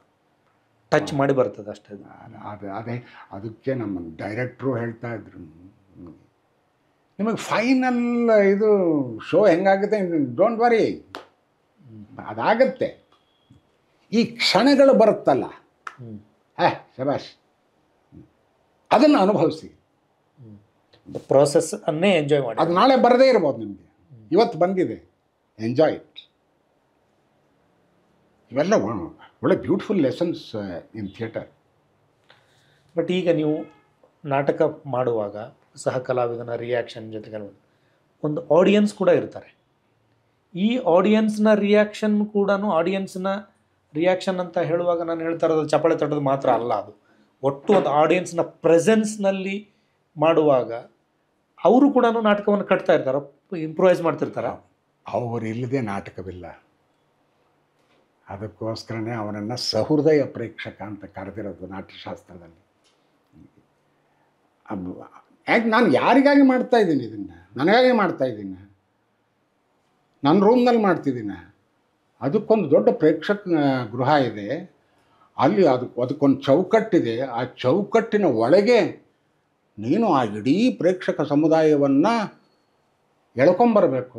ಮಾನಸಿಕವಾಗಿ, ಭೌತಿಕವಾಗಿ ಎಳ್ಕೊಂಬರೋಕ್ಕಾಗಲ್ಲ, ಮಾನಸಿಕವಾಗಿ. ಆಮೇಲೆ ನೀನು ಅವರ ಮನಸ್ಸಿನಲ್ಲಿ ರಸನಿಷ್ಪತ್ತಿ ಮಾಡಬೇಕು, ಅವರು ಆ ರಸಾಸ್ವಾದನೆ ಮಾಡಬೇಕು. ಆವಾಗ ಅಂತಾರಲ್ಲ, ಒಂದು ಸಣ್ಣ, ಅದು ನಿನಗೆ ಸಿಕ್ಕ ಒಂದು ಟ್ರಿಗರ್. ಬಟ್ ಅದು ಕಾಣಿಸ್ತಿರ್ತದೆ, ಫೀಲ್ ಆಗ್ತದೆ. ಅದು ಟೋಟಲ್ ಗೃಹದಲ್ಲಿ ಸಿಗದೆ ಇರ್ಬೋದು. ಯಾಕೆಂದರೆ ನಿನ್ನ ಕಣ್ಣು ಇದು ಹೊರಗಡೆ ಬಂತು, ಇದು ಒಳಗಡೆ ಹೋಯಿತು, ನನ್ನ ಮೂಗಿನ ಹೊಳ್ಳೆಗಳು ಆಯಿತು, ಇವೆಲ್ಲವೂ ಕಾಣೋದು ಫಸ್ಟ್ ಒಂದು 3-4 ರೋಗ ಅಷ್ಟೇ. ಬಟ್ ಓವರಾಗಿ ಒಂದು ಮೂಡಂತೂ ಸಿಗ್ತದೆ, ಮೂಡ್ ಸಿಗುತ್ತೆ, ಎಲ್ರಿಗೂ ಸಿಗುತ್ತೆ ಅದು, ಸ್ಟೇಜ್ ಮೇಲೆ ಇರೋರಿಗೆಲ್ಲರಿಗೂ. ಆದ್ದರಿಂದ ನಾವು ಆ ಹಿಂದಿನವ್ರಿಗೂ ಮಾಡಬೇಕು, ಇವ್ರಿಗೂ ಮಾಡಬೇಕು. ಅದಕ್ಕೋಸ್ಕರವೇ ನಾಟಕ ಮಾಡಬೇಕಾದ್ರೆ ನಾವು ನಮ್ಮ ಜೆಸ್ಚರ್ಸ್ನ ಬಹಳ ದೊಡ್ಡ ಪ್ರಮಾಣದಲ್ಲಿ ಉಪಯೋಗಿಸ್ತೀವಿ, ಗ್ರ್ಯಾಂಡ್ಜರ್ನಲ್ಲಿ. ಅದು ಎಲ್ರಿಗೂ ಕಾಣಬೇಕು ಅಂತ. ಆ ಯಕ್ಷಗಾನದಲ್ಲಿ ಇದರೊಳಗೆ ದೊಡ್ಡ ಕಿರೀಟವನ್ನು ಧರಿಸ್ತಾರೆ, ಓಕೆ, ಕಣ್ಣುಗಳಿಗೆ ಹೀಗೆ ಇದನ್ನು ಮಾಡ್ತಾರೆ, ಎಲ್ಲರಿಗೂ ಕಾಣಿಸ್ಬೇಕು ಅಂತ. ನೀವು ಸೈಮಲ್ಟೇನಿಯಸ್ ಎಕ್ಸಾಗ್ರೇಷನ್ನೇ ಅಲ್ವಾ ಅದ್ರ ಉದ್ದೇಶ? ಎಕ್ಸಾಜರೇಷನ್ನು. ಆ ಎಕ್ಸಾಜರೇಷನ್ ಇಸ್ ವೆರಿ ನೆಸರಿ. ಯಾಕೆಂದರೆ 1000 ಜನ ನೋಡ್ತಾ ಇದ್ದಾರೆ ಅಲ್ಲಿ. ನೀವು ಫಸ್ಟ್ 3 ರೋಗ ಮಾಡಿದರೆ ಅವ್ರನ್ನ ಹೆಂಗೆ ಹಿಡ್ಕೊಳ್ಳೋದು? ಅದಕ್ಕೆ ನಾಟಕದಲ್ಲಿ ಭಾಳ ಒಂದು ದೊಡ್ಡ ಬ್ಯೂಟಿಫುಲ್ ಸೆಂಟೆನ್ಸ್ ಇದೆ, you have to address the deaf old lady in the last row ಅಂತ. ವಾವ್. ಅವಳಿಗೂ ಕೇಳಿಸ್ಬೇಕು. ಆದ್ದರಿಂದ ನಿನ್ನ ಮಾತುಗಾರಿಕೆ ಸ್ವಲ್ಪ ಪ್ರಭಾವಶಾಲಿಯಾಗಿರಬೇಕು, ಏರಿಳಿತಗಳು ಚೆನ್ನಾಗಿರಬೇಕು. ಅವಳಿಗೆ ಅವ್ನು ಏನು ಮಾತಾಡ್ತಿದ್ದೀನಿ ಅನ್ನೋದು ಸರಿಯಾಗಿ ಕೇಳಿಸ್ದೇ ಹೋದರೂ ಕೂಡ ಅದರ ಮೂಡ್ ಅಂದ್ರಲ್ಲ, ಆ ಮೂಡ್ ಅವಳ ತಲೆ ಒಳಗೆ ಹೋಗಬೇಕು. ಇದು ಇವಾಗ ನೋಡಿ, ಈ ನಾನೇ ಬಿಜ್ಜಳ ಮಾಡಿದ್ದು ನಾವು ದೆಹಲಿಯಲ್ಲಿ ಒಂದು ಇಂಟಿಮೇಟ್ ಆಡಿಯನ್ಸ್ಗೆ 200 ಜನ. ಅದೇನು ನೆಲದ ಮೇಲೆ ಕೂತಿರ್ತಾರೆ ಎದುರುಗಡೆ. ಅಲ್ಲಿ ಮಾಡಿದ ರೀತಿ ಬೇರೆ. ಬಿಜಾಪುರಕ್ಕೆ ಬಂದ್ವಿ ಆನ್ ಇನ್ವಿಟೇಷನ್. ನಾನೇ ಬಿಜ್ಜಳನೆ ಅಂತ ತೊಗೊಂಬಂದಿದ್ವಿ. ಅಲ್ಲಿ ರಾತ್ರಿ 10 ಗಂಟೆಗೆ, 6 ಗಂಟೆಗೆ ಶುರುವಾಗಬೇಕಾದ್ರೆ 8:30 9 ಗಂಟೆಗೂ ಶುರುವಾಯಿತು. 1,500 ಜನ, ಓಪನ್ ಏರ್. ಎಷ್ಟು ಬೇಗ you have to adapt yourself. Switch over ಆಗಲೇಬೇಕು, ಇಮಿಡಿಯೇಟ್ ಆಗಲೇಬೇಕು. ಇದನ್ನೇ ನಾಟಕ ಅಂತ ಹೇಳೋದು. ಸುಲಭ ಸಾಧ್ಯವಲ್ಲ ಇದು. ಹೇಳಿದರೆ ಅಷ್ಟು ಸುಲಭವಾಗಿ ಅರ್ಥವಾಗುವ ಪ್ರಕ್ರಿಯೆ ಕೂಡ ಅಲ್ಲ ಇದು. ಮಾಡಿದ್ದೀವಿ. ಇದನ್ನು ಒಂದು ಅನಿರ್ವಚನೀಯ ಅಂತ ಹೇಳ್ಬೋದು. ಅನಿರ್ವಚನೀಯ ಅಂದರೆ ಅನುಭವವಾಗಿ. ಅದೇ ಅನುಭವವಾಗಿನೇ, ಅನುಭವವಾಗಿ. ಅವರಿಗೂ ಅನಿರ್ವಚನೀಯ ಅನುಭವ, ಹೌದು, ನೋಡಿದವರಿಗೂ. ಭೇಷ್ ಚೆನ್ನಾಗಿದೆ ಅಂತೇಳಿ 1000 ಜನದ ಕೈಲಿ ಅನಿಸ್ಕೊಂಡ್ವಲ್ಲ. ಅದಾದಮೇಲೆ ತಕ್ಷಣ ಇಲ್ಲಿ ಬೆಂಗಳೂರಿಗೆ ಬಂದ್ವಿ. ಬೆಂಗಳೂರಿನಲ್ಲಿ ರವೀಂದ್ರ ಕಲಾಕ್ಷೇತ್ರದಲ್ಲಿ. ಇಲ್ಲಿ ಪ್ರಾಬ್ಲಮ್ ಇಲ್ಲ, ಯಾಕೆಂದರೆ ಕ್ಲೋಸ್ಡ್ ಇದೆ ಅದು. ಕ್ಲೋಸ್ಡ್ ಥಿಯೇಟರ್, ಪ್ರೊಸೇನಿಯಂ, ಓಕೆ, ಸುಸಜ್ಜಿತವಾದದ್ದು, ಮೈಕ್ ಇತ್ತು, ಇದಿತ್ತು, ಚೆನ್ನಾಗಾಯಿತು. ಬಟ್ ಎಲ್ಲೋದ್ರೂ ಗಲಾಟೆ. ಗಲಾಟೆ ಅಂದರೆ ಇಲ್ಲಿ ಬರೋಕ್ಕಿಂತ ಮುಂಚೆನೇ ಹಿಂದಿನ ದಿವಸ ಪ್ರಜಾವಾಣಿ ನಿಮ್ಮ ಪೇಪರು ಈ ಎಡಭಾಗದಲ್ಲಿ ಒಂದು ಹಾಕ್ತಾರಲ್ಲ ಬಾಕ್ಸ್ ಥರ, ನಾನೇ ಬಿಜ್ಜಳ ನಾಟಕಕ್ಕೆ ಇದು ಅಂಥದ್ದು ಆಗೋದು ಅನುಮಾನ ಅನ್ನೋ ರೀತಿಯಲ್ಲಿ. ಯಾಕೆಂದರೆ ಅದು ಎಲ್ಲೋ ಮಾಡಿದ್ಮೇಲೆ ಅಲ್ಲಿ ಆ ನಾಟಕದಲ್ಲಿ ಬಸವಣ್ಣನಿಗೆ ಏನೋ ಅಪಚಾರವಾಗಿದೆ ಅನ್ನೋ ಒಂದು ರೂಮರ್. ನಿಜವಾಗಿಯೂ ಅಲ್ಲ. ಇವತ್ತು ಕೂಡ ಬೇಕಾದ್ರೆ ಯಾವುದೇ ಜನರ ಮುಂದೆ ಬೇಕಾದ್ರೆ ಅದನ್ನು ಹೇಳ್ತೀನಿ. ಅದು ಯಾಕೆ ಹಂಗಾಯಿತು ಏನು ಕತೆ ಗೊತ್ತಿಲ್ಲ. ಆ ಹೆದರಿಕೆಯಲ್ಲಿ ಅವತ್ತು ಮಾಡಬೇಕಾಯ್ತು. ಒಂದು ಆತಂಕ ಇತ್ತು ಅದು. ಆತಂಕ. ಅವ್ರಿಗೆ ಹೇಳಿದ್ವಿ, ಯಾರು ಬೇಕಾದ್ರೂ ಬನ್ನಿ, ಪಾಪ ಆಥರ್ ಈಸ್ ಹಿಯರ್, ವಿಮರ್ಶಕರಿದ್ದಾರೆ.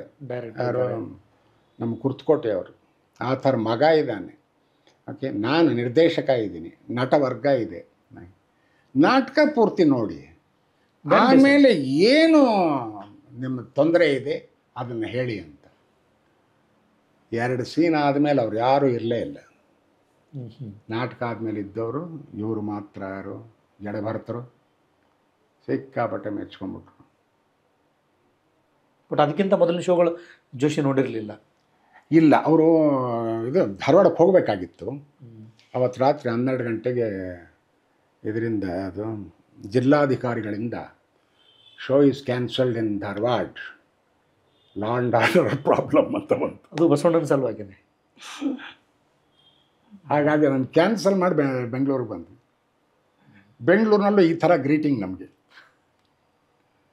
ಆಯ್ತು. ಇದೇನು ಹೊಸದೇನಲ್ಲ. ಅದೇ ಅದೇ ಅದಾದ ಎಷ್ಟೋ ದಿವಸದ ಬೇರೆ ಬೇರೆ ನಾಟಕಕ್ಕೆ ಬೇರೆ ಬೇರೆ ಥರದ ಸಂಕ್ರಾಂತಿ ನಾಟಕ ಮಾಡ್ತಿದ್ವಿ ಇದ್ರೊಳಗೆ ಧಾರವಾಡದಲ್ಲಿ. ಅದ ಹಿಂದಿನ ದಿವಸ ಇವ್ರದ್ದು ಶಿವಪ್ರಕಾಶ್ದು ಯಾವುದದು ಮಹಾಚೈತ್ರನ ಆಗಿತ್ತು. ಅದಕ್ಕೊಂದು ದೊಡ್ಡ ಗಲಾಟೆ ಇತ್ತು ಅಲ್ಲಿ. ಹೌದು, ನಾವು ಮೇಕಪ್ ಮಾಡ್ಕೋತಾ ಇದ್ವಿ. 7 ಗಂಟೆ ಶೋ, 6:30ಗೋ ಏನೋ, ಯಾರೋ ಒಂದು 8 ಜನ ಬಂದರು, ಕುತ್ತಿಗೆ ಇದನ್ನು ಹಿಡಿದ್ರು, ನಾಟಕ ಮಾಡ್ತೀನೋ ಬಾಗಿತ್ಲಾಗ ಮತ್ತು ಎಳೆ ಹಾಕಿದ್ರು. ನಾಟಕ ನಿಲ್ಲಿಸಿದ್ವಿ. ಸಂಕ್ರಾಂತಿ ಆಗಲಿಲ್ಲ. ಹೊರಗಡೆ ಬಂದು ಆ ಕಟ್ಟೆ ಮೇಲೆ ಪ್ರೊಟೆಸ್ಟ್ ಮಾಡಿದ್ವಿ. ನಾಳೆ ಬೆಳಿಗ್ಗೆ ಇಡೀ ಧಾರವಾಡದಲ್ಲಿ ಒಂದು ಪ್ರೊಸೆಷನ್ ತೊಗೊಂಡೋದ್ರು. ಈ ಥರ ಆಗ್ತಿರುತ್ತೆ. ಬಟ್ ಇದು ನಾಟಕ ಓದುವುದರಲ್ಲಿ ಇರುವ ಸಮಸ್ಯೆ ಅಲ್ವಾ ಆ್ಯಕ್ಚುಲಿ? ನಾವು ಓದಿದ್ದೀವಲ್ಲ ನಾಟಕ. ನೀವಲ್ಲ, ಯಾರು ಓದ್ತಾ ಇದ್ದಾರೆ ಅದನ್ನು ತಾವು ರಾಂಗ್ ರೀಡಿಂಗ್ ಅಂತ ಹೇಳಿಲ್ಲ. It is no reading. Not wrong reading. Reading ಇದ್ರೆ ಪ್ರಾಬ್ಲಮ್ ಇರ್ತಿರ್ಲಿಲ್ಲ, ಹೇಳ್ಬೋದಾಗಿತ್ತು. ಅಲ್ಲಪ್ಪ ಏನಿದೆ ಹೇಳು, ಇಲ್ರಿ ಹಿಂಗೆ ಬರೆದಿದಾರಲ್ರಿ ಅಂತಂದರೆ ಅಲ್ಲಪ್ಪ. ಘೋಷಣೆ ಕೂಗುವವರಿಗೆ ಓದಿನ ಇದಿರಲಿಕ್ಕೆ ಸಾಧ್ಯ ಇಲ್ಲ ಅದು. ಬಟ್ ಇದನ್ನು ಈ ನಾಟಕದಲ್ಲಿ ಅಭಿನಯಿಸುವ, ಸ್ಟೇಜ್ ಮೇಲೆ ಬರುವ ಜನರ ಆಡಿಯನ್ಸ್ನ ರೆಸ್ಪಾನ್ಸು, ಇದೆಲ್ಲ ಒಂದು ಸಂಭ್ರಮ, ಒಂದು ಸಂತಸ, ಒಂದು ಆತ್ಮತೃಪ್ತಿಯನ್ನು ಕೊಡ್ತದಲ್ವಾ. ಸಿನಿಮಾದಲ್ಲಿ ಮಾಡುವಾಗ ಡೆಡ್ ಫೇಸ್ಗೆ ಆ್ಯಕ್ಟ್ ಮಾಡ್ತಾ ಇರ್ತೀರಲ್ಲ, ಅದಕ್ಕೆ ಆವಾಗ ಹೆಂಗೆ ಒಂದು ಮೀಡಿಯಮ್ಮಿಂದ ಇನ್ನೊಂದು ಮೀಡಿಯಮ್ಗೆ ಅಡ್ಯಾಪ್ಟ್ ಮಾಡ್ಕೋಬೇಕಾಗತ್ತೆ. ನಾವು ಸಿನಿಮಾದಲ್ಲೂ ಕೂಡ ತೀರಾ ನಾವು ಬರೀ ಕ್ಯಾಮ್ರಾಗೆ ಮಾತ್ರ ಮಾಡ್ತಾ ಇರಲ್ಲ. ಅದರಿಂದ ಒಬ್ಬ ಕ್ಯಾಮ್ರಾಮನ್ ಇರ್ತಾನಲ್ಲ, ಅವನಿಗೂ ಮಾಡ್ತಾ ಇರ್ತೀವಿ. ಪಕ್ಕದಲ್ಲಿ ಒಂದು 50 ಜನ ಇರ್ತಾರೆ, ಲೈಟ್ ಬಾಯ್ಸ್ ಇರ್ತಾರೆ, ಇವರು ಇರ್ತಾರೆ. ಅವರೇ ಆಡಿಯನ್ಸ್ ಆಗ್ತಾರೆ. ಅವಾಗ ಅವರೇ ಆಡಿಯನ್ಸ್ ಆಗ್ತಾರೆ. ಅವ್ರ ಆಡಿಯನ್ಸ್ ಆಗಿದ್ದಾರೆ ಅಂದ್ಕೊಂಡು ಮಾಡ್ಬೇಕು ನಾವು. ಓಕೆ, ಅವ್ರನ್ನ ಬಳಸ್ಕೋಬೇಕು ನಾವು. ರವೀಂದ್ರ ಕಲಾಕ್ಷೇತ್ರ ಆಗಿರಲ್ಲ ಅದು. ಅದೇ ದಟ್ ಇಸ್ ಪಾಸಿಬಲ್. ಆಮೇಲೆ ಅಲ್ಲೂ ಕೂಡ ಇನ್ಸ್ಟಂಟ್ ರಿಯಾಕ್ಷನ್ ಸಿಕ್ಬಿಡುತ್ತೆ ನಿಮಗೆ. ಇವಾಗ ಇದರೊಳಗೆ ಅದು ಮೊನ್ನೆ ಯಾವುದೋ ರಾಘವೇಂದ್ರ ಸ್ಟೋರ್ಸ್ ಅಂತ ಒಂದು ಸಿನಿಮಾ ಮಾಡ್ತೀನಿ, ರೀಸೆಂಟಾಗಿ ಮಾಡಿದ್ದರೆ ಜ್ಞಾಪಕಕ್ಕಿದೆ. ಜಗ್ಗೇಶು ನಂದು. ನಾನು ಜಗ್ಗೇಶ್ ನೋಡಿ ಸಿಕ್ಕಾಬಿಟ್ಟು ಅವನ ಮಗ ಕೋಪ ಮಾಡಿಕೊಂಡು ಕಪಾಳಕ್ಕೆ ಹೊಡೆದೋ ಇದನ್ನು ಮಾಡಿ ತಳ್ಳಿಬಿಟ್ಟಿದ್ದೀನಿ. ಓಕೆ, ಅದಾದ ಮೇಲೆ ಅವನು ಮಾಡಿದ ಸರಿ, ನಾನು ಮಾಡಿದ ತಪ್ಪು ಅಂತ ಗೊತ್ತಾಗೋಗುತ್ತೆ ನನಗೆ, ರಿಯಲೈಸೇಷನ್. ಹಾಗೆ ಇಲ್ಲಿಂದ ಅಲ್ಲಿಗೆ ಒಂದು ನಡಿಗೆ, ಅಲ್ಲೋ ಕುರ್ಚಿ ಮೇಲೆ ಕುಸಿತೀನಿ. ಓಕೆ, ಎಲ್ಲೋ ಹಿಂಗೆ ನೋಡ್ತೀನಿ, ಆತ್ಮಾವಲೋಕನ. ತನಗೆ ತಾನೇ ಕಣ್ಣೀರು. ಆಮೇಲೆ ಅವನು ಬರ್ತಾನೆ, ಸುಧಾರಿಸ್ತಾನೆ, ಕೂತ್ಕೊಂಡು ಕಟ್ ಅಂದ ತಕ್ಷಣ ನಮ್ಮ ಆಡಿಯನ್ಸ್ ಕ್ಲಾಸ್ ಬಿದ್ದು ಬಿಡ್ತದೆ. ಆಮೇಲೆ ನಿರ್ದೇಶಕರುಗಳದ ಅದು ಹೆಂಗೆ ಬಂತು ಕಣ್ಣೀರು ನಿನಗೆ? ಈ ಥರ ಅಲ್ಲೇನೋ ನೋಡ್ದಲ್ಲಿ ಏನು ನೋಡಿದೆ ಅಲ್ಲಿ? ಏನಿಲ್ಲಪ್ಪ, ರಾಘವೇಂದ್ರ ಸ್ವಾಮಿಗಳನ್ನು ನೋಡಿದೆ ಅಲ್ಲಿ, ಈ ಜಗ್ಗೇಶನ್ ನೋಡಲಿಲ್ಲ ನಾನು. ಯಾಕಂದ್ರೆ ರಾಘವೇಂದ್ರ ಸ್ವಾಮಿ ಭಕ್ತ ಅವನು. ಆಗುತ್ತೆ ಈ ಥರ. ಇದನ್ನೇ ನಾವು ಕ್ರಿಯೇಟಿವ್ ಇಮ್ಯಾಜಿನೇಷನ್ ಅನ್ನೋದು ನಟನೆಯಲ್ಲಿ. ಮತ್ತು ಇದು ಇನ್ಸ್ಟಂಟೇನಿಯಸ್ ಆಗಿ ಬಂದಿದ್ದು.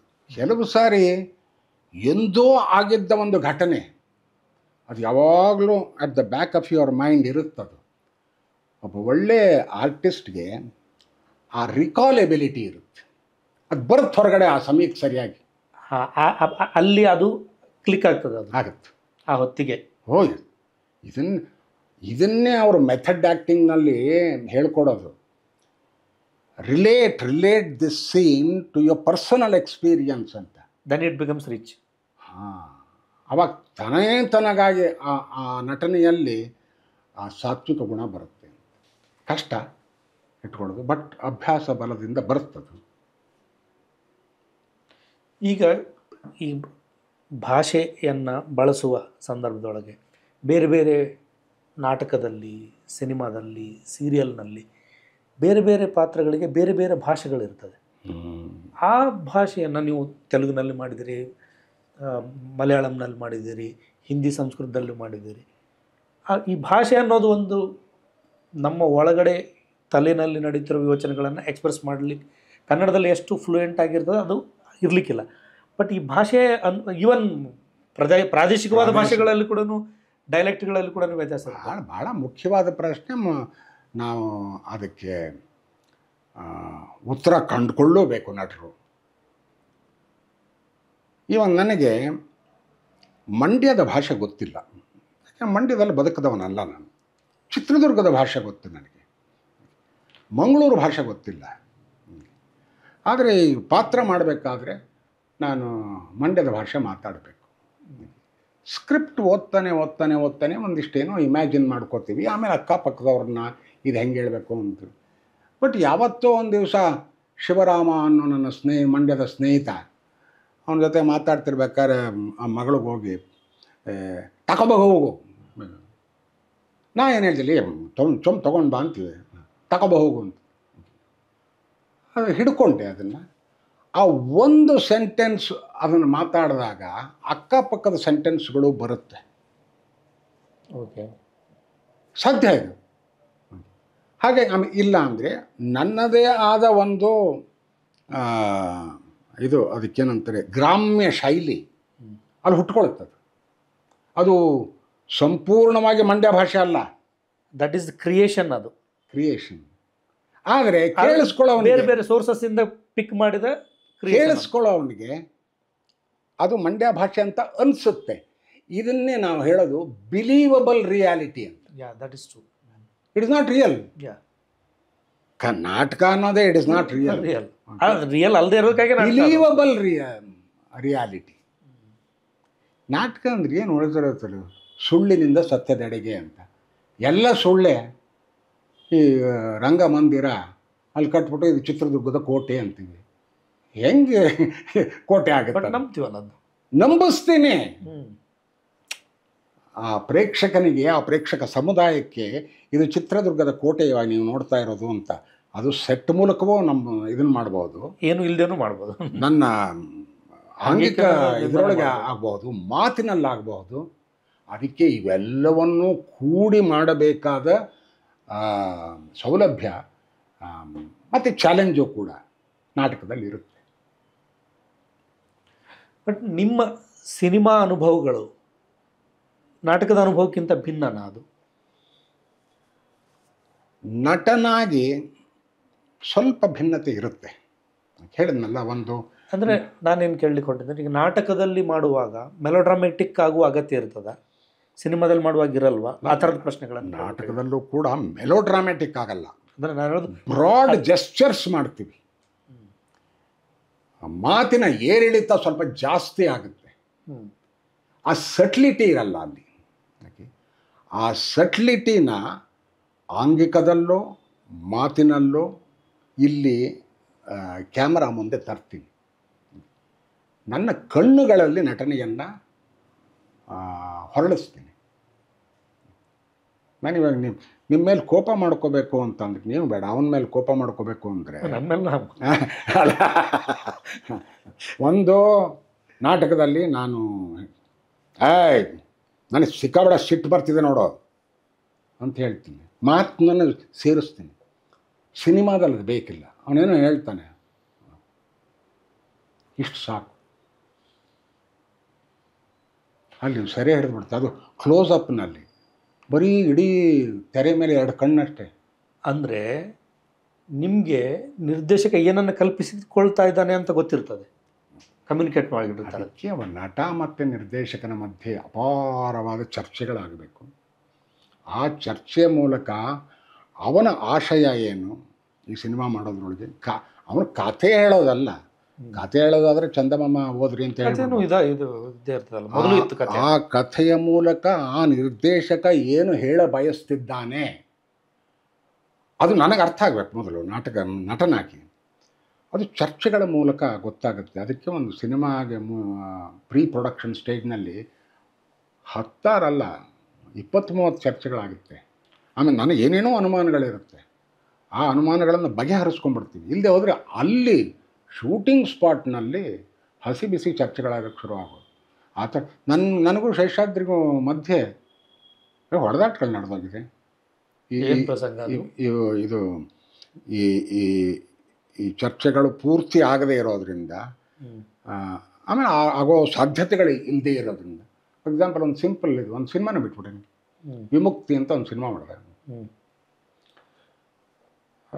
ಸ್ಕ್ರಿಪ್ಟ್ ಲೆವೆಲ್ ಆಯಿತು, ಓದಿದ್ವಿ, ಚರ್ಚೆ ಮಾಡಿದ್ವಿ, ಇದನ್ನು ಮಾಡಿದ್ವಿ. ಆಮೇಲೆ ಅವರೇನೋ ಒಂದು ಎಲೆಕ್ಟ್ರಾ ಕಾಂಪ್ಲೆಕ್ಸ್ ಅನ್ನೋ ಇದನ್ನು ತಂದ. ನಾವು ಮುಂಚೆ ಅದಿರಲಿಲ್ಲ. ಆಮೇಲೆ ನನಗೆ ಇನ್ನೊಂದು 8-10 ದಿವಸ ಇತ್ತು ಶೂಟಿಂಗ್. ಅವರು ಇದಕ್ಕೆ ಹೋಗಬೇಕು, ಕಾಶಿಗೆ. ನನಗೆ ಯಾಕೆ ಅನುಮಾನ ಬರೋಕ್ಕೆ ಶುರು ಆಗುತ್ತೆ, ನಾನು ಇವನ ಆಶಯವನ್ನು ಪೂರ್ತಿಗೊಳಿಸೋಕ್ಕಾಗುತ್ತಾ ಇಲ್ವಾ ಅಂತ. ಅದು ಎಷ್ಟು ಹಾಗೆ 150 ಸಿನಿಮಾ ಮಾಡಿಬಿಟ್ಟಿದ್ದೆ ಅಷ್ಟೊತ್ತಿಗೆ. ಈ ಥರ ಆಗುತ್ತೆ. ಆವಾಗ ಅವನು ಹೇಳಿದೆ, ನೋಡಪ್ಪ ಇದೇನು ಆಗ್ತಿಲ್ಲ, ಬಾ ಇಲ್ಲಿ ಫಸ್ಟ್ ಇವ್ರ ಹತ್ರ ಹೋಗೋಣ, ಇದ್ರ ಬಗ್ಗೆ ತಿಳ್ಕೊಳ್ಳೋಣ ಅಂತ. ಶತಾವಧಾನಿ ವೆಂಕಟೇಶ್ ಗಣೇಶ್ ಹತ್ರ ಹೋಗಿ, ಸರ್ ಮುಕ್ತಿ ಅಂದ್ರೇನು, ಸಾವು ಅಂದ್ರೇನು, ವಿಮುಕ್ತಿ ಅಂದ್ರೇನು, ಇವೆಲ್ಲ ಒಂದು ಅರ್ಧ ದಿನ ಚರ್ಚೆ ಮಾಡಿದೆ. ಅದಾದಮೇಲೆ ಅವ್ರ ಮನೆ ಹತ್ರನೇ ಇನ್ನೊಬ್ಬರು ಬಸವಯ್ಯ ಅಂತಲೇ ಯಾರೋ ಒಬ್ಬರು ಸೈಕಾಲಜಿಸ್ಟ್ ಇದ್ದರು, ಸೈಕಾಲಜಿ ಪ್ರೊಫೆಸರ್. ಅವ್ರ ಹತ್ರ ಹೋಗಿ ಎಲೆಕ್ಟ್ರಾ ಕಾಂಪ್ಲೆಕ್ಸ್ ಅಂದ್ರೇನು, ಅದರ ಇದೇ ನ್ಯೂಯಾನ್ಸಸ್ ಏನು, ಅವನ್ನೆಲ್ಲ ತಿಳ್ಕೊಂಡು ಎಲ್ಲ ನೋಡಿ ನಾನು ಇದನ್ನು ಹೆಂಗೆ ಬೆಸೆಯೋದು ಈ ಪಾತ್ರದಲ್ಲಿ ನನಗೆ ತಲೆ ಕೆಟ್ಟಾಯ್ತು. ಆಗಲ್ಲ ಅನ್ನಿಸ್ತು. ನಾನು ಹೇಳಿದೆ, ಸಾರಿ ನಾನು ಮಾಡೋಕ್ಕಾಗಲ್ಲ. ಏನೋ ಇದು 8 ದಿವಸ ಇದೆ, ಇವಾಗ ಹಿಂಗೆ ಹೇಳ್ತೀನಿ ಅಂದರೆ ಡೋಂಟ್ ವರಿ, ಸಿನಿಮಾ ಆಗುತ್ತೆ. ನಾನೇ ಇನ್ನೊಬ್ಬ ಇವನ್ನ ಫಿಕ್ಸ್ ಮಾಡ್ತೀನಿ. ರಾಮಕೃಷ್ಣನ್ ಫೋನ್ ಮಾಡಿ ಏನು ಮಾಡಿ, ಅಪ್ಪ ನನಗೆ ಯಾವುದೋ ಕಾರಣಕ್ಕೆ ಮಾಡೋಕ್ಕಾಗ್ತಿಲ್ಲ, ನೀನು ಇದಕ್ಕೆ ಸೂಟ್ ಆಗ್ತಿ, ದಯವಿಟ್ಟು ಮಾಡು ಅಂತ ಅಂದು ಅವನ ಕೈಲಿ ಮಾಡಿಸಿ. ಬಟ್ ಈಗ ನಾನು ಹೇಳೋದು ಹೆಂಗೆ ನಾಟಕದ ಒಂದು ಗ್ರಾಮರ್ ಇದೆಯಲ್ಲ, ನಾಟಕಕ್ಕೊಂದು ಗ್ರಾಮರ್ ಇದೆ. ಆ ಗ್ರಾಮರನ್ನು ತಾತ್ವಿಕತೆ, ವಿಚಾರ, ಅಭಿನಯ ಎಲ್ಲ ಸೇರಿ ರೂಪುಗೊಂಡದ್ದು. ಹೌದು, ಸಿನಿಮಾಕ್ಕೂ ಒಂದು ಗ್ರಾಮರ್ ಇರ್ತದಲ್ವ actually. Of course it is a totally different from the theatre grammar. Yes, ಯಾಕೆಂದರೆ ಎಲ್ಲವನ್ನು ಕ್ಯಾಮರಾದಲ್ಲಿ ಸೆರೆ ಹಿಡಿಬೇಕಲ್ಲ, ಅದೊಂದು ದೊಡ್ಡ, ಅದಕ್ಕೆ ಇದು ಟೆಕ್ನಿಕಲ್ ಮೀಡಿಯಮ್. ಇದು ಈ ಗ್ರಾಮರನ್ನು ಕೂಡ ಇದನ್ನು ನೋಡಿ ಕಟ್ಕೊಂಡಿರ್ತೀರಿ. ಓದಿ ಸಿನಿಮಾ ಬಗ್ಗೆ ಪುಸ್ತಕಗಳನ್ನು ಓದಿರ್ತೀವಿ, ವರ್ಕ್ಶಾಪ್ಗಳನ್ನು ಅಟೆಂಡ್ ಮಾಡಿರ್ತೀವಿ, ಚರ್ಚೆಗಳನ್ನು ಮಾಡಿರ್ತೀವಿ. ಸಿನಿಮಾ ಆಗಲಿ ನಾಟಕ ಆಗಲಿ ಎರಡೂ ಕೂಡ ನೋಡಿ ಕಲಿಯೋದು ಬಹಳಷ್ಟಿದೆ. ಸೊ ನೋಡಿಯೇ ಕಲಿಯೋದು, ಅದು ನೋಡಿಯೇ ಅಲ್ಲ, ನೋಡಿ ನಾಟಕದಲ್ಲೂ ಇದರೊಳಗೂ ಪ್ರತಿಯೊಂದು ನಾಟಕ ನೋಡಿದಾಗ ಏನೋ ಒಂದು ಕಲಿಕೆ ಇರುತ್ತೆ ನಮಗೆ. ಪ್ರತಿಯೊಂದು ಸಿನಿಮಾ ನೋಡಿದಾಗ ಒಂದು ಕಲಿಕೆ ಇರುತ್ತೆ. ಅದು ಯೋಚನಾ ಕ್ರಮದಲ್ಲಿರಬಹುದು, ನಮ್ಮ ಆ್ಯಕ್ಟಿಂಗ್ ದೃಷ್ಟಿಯಲ್ಲಿರಬಹುದು, ಆಗುತ್ತದು. ಅದರ ಮನೋಭಾವ ಬೆಳೆಸ್ಕೋಬೇಕು, ಅದಕ್ಕೆ ಒಗ್ಗಿಸ್ಕೊಳ್ಬೇಕು ನಮ್ಮ ಮನಸ್ಸನ್ನು, ಬುದ್ಧಿಯನ್ನು. ಬಟ್ ನಾಟಕ ಬೌದ್ಧಿಕವಾದದ್ದು, ಸಿನಿಮಾ ಅಲ್ಲ ಅಂತ ಇದೆಯಲ್ಲ, ಅದನ್ನ ಹೆಂಗೆ ನೋಡೋದು? ಅದನ್ನು ಎರಡೂ ಕೂಡ ಏಕಕಾಲದಲ್ಲಿ ಮನಸ್ಸು ಮತ್ತು ಬುದ್ಧಿಗೆ, ನಾನು ಪ್ರೇಕ್ಷಕನನ್ನು ಇದರೊಳಗೆ ಇಟ್ಕೊಂಡು ಹೇಳ್ತಾ ಇದ್ದೀನಿ. ಓಕೆ, ಆಫ್ಟರ್ ನಾವು ತಣಿಸಬೇಕಾದ್ದು ಯಾರನ್ನು, ಒಲಿಸ್ಕೋಬೇಕಾದ್ದು ಯಾರನ್ನು? ಪ್ರೇಕ್ಷಕರನ್ನು. ಸಿನಿಮಾದಲ್ಲೂ ಅಷ್ಟೇ, ಅಮೂರ್ತ ಇರಲಿ. ಎಸ್, ಆ ಪ್ರೇಕ್ಷಕನಿಗೆ ಆ ಅನುಭವ ಕೊಡಬೇಕು ಅಂತ ಹೊರಟವ ನಾನು, ಅವನ ಬುದ್ಧಿಯನ್ನೂ ರೀಚ್ ಆಗಬೇಕು, ಮನಸ್ಸನ್ನೂ ರೀಚ್ ಆಗಬೇಕು, ಸೈಮಲ್ಟೇನಿಯಸ್, ಒಂದು ಏಕಕಾಲದಲ್ಲಿ. ಅದು ಬೆಳಕಿನಷ್ಟೇ ಸ್ಪೀಡಾಗಿ. ಹೌದು. ಅದಿಲ್ಲದೆ ಹೋದರೆ ರಸಭಂಗ ಆಗುತ್ತೆ. ಬಟ್ ಅಂಥ ರಸಭಂಗನೂ ಆಗ್ತದೆ. ರಸಭಂಗ ಆಗಿರೋ ಅನೇಕ ಉದಾಹರಣೆಗಳಿವೆ. ನೀವು ನೆನಪು ಮಾಡ್ಕೊಳ್ಳೋದಾದರೆ ಮತ್ತು ಶೇಷಾದ್ರಿನೇ ನೆನಪು ಮಾಡ್ಕೋಬೇಕು, ಯಾಕೆಂದರೆ ಹೆಚ್ಚಿಗೆ ಕೆಲಸ ಮಾಡಿರೋದು ಅವನ ಜೊತೆನಲ್ಲಿ. ಇವಾಗ ಮಾಯಾಮೃಗ ಅನ್ನೋ ಒಂದು ಸೀರಿಯಲ್ ಮಾಡ್ತಾರೆ, ಎಲ್ಲ ಪ್ರೇಕ್ಷಕರನ್ನು ಹಿಡಿದಿಟ್ಟಂಥ ಒಂದು ಟಿ ವಿ ಸೀರಿಯಲ್ ಅದು. ಹೌದು. ನನಗೆ ಒಂದು ಅದ್ಭುತವಾದ ಪಾತ್ರ ಕೊಟ್ಟಿದ್ದರು, ಶಾಸ್ತ್ರಿಗಳ ರೋಲ್. ಫಸ್ಟ್ ಒಂದು 10 ಎಪಿಸೋಡ್ ಮಾಡೋವರೆಗೂ ಒಂಥರ ರೂಟ್ ಆಗ್ತೀವಿ, ಈ ಶಾಸ್ತ್ರಿ ಈ ತರಹದವನು ಅಂತ, ಮಾನಸಿಕವಾಗಿ, ಬೌದ್ಧಿಕವಾಗಿ. ಎಸ್ಟಾಬ್ಲಿಷ್ಮೆಂಟ್ ಆಫ್ ಕ್ಯಾರೆಕ್ಟರ್ ಅದು. ಎಸ್, ಅದು ಆಗೋಗಿರುತ್ತೆ. ಇವಾಗ ಅವನನ್ನು ಒಬ್ಬ ಶ್ರೋತ್ರಿಯ ಅನ್ನೋ ರೀತಿನಲ್ಲಿ ನಾನು ನೋಡಿದ್ದೀನಿ, ಅವರು ಅದನ್ನೇ ನೋಡಿದ್ದು. ಹಾಗಾಗಿ ಮೆಚ್ಕೊಂಡಿದ್ದು ಫಸ್ಟ್ 10-15 ಎಪಿಸೋಡು. ಅಷ್ಟೊತ್ತಿಗಾಗಲೇ ಜನರನ್ನ ಹಿಡಿದಿಟ್ಬಿಟ್ಟಿತ್ತು ಅದು. ಅಲ್ಲೊಂದು ಸೀನ್ ಬರುತ್ತೆ, ಒಂದು 50 ಎಪಿಸೋಡ್ ಆದಮೇಲೆ. ಯಾವುದೋ ದೇವರ ಪೂಜೆ ಮಾಡಿಕೊಂಡು ಬಂದಿರ್ತೀನಿ ಮನೆಗೆ, ಎಂಟ್ರ್ ಆಗ್ತೀನಿ, ಸೋಡಾ ಇದೇನು ಮನೆಯಲ್ಲಿ ಅಂತ ಬರೆದಿದ್ದಾರೆ. ನಾನು ಹೇಳಿದೆ, ಇದನ್ನು ನಾನು ಮಾಡೋಕ್ಕಾಗಲ್ಲ. ಆವಾಗ ನಾನಲ್ಲ, ಈ ಶ್ರೋತ್ರಿಯ ಈ ರೀತಿಯ ಮಾತುಗಳನ್ನು ಆಡಲ್ಲ.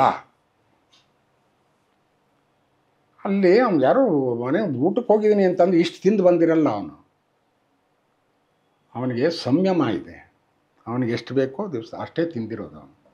ಸೊ ಇದು ಇಲ್ಲ ಅದು ಇಲ್ಲ ಮಣ್ಣು, ಹಾಗಾಗದೆ ಚೇಂಜ್ ಮಾಡಿದೆ, ಒಪ್ಕೊಂಡ್ರು.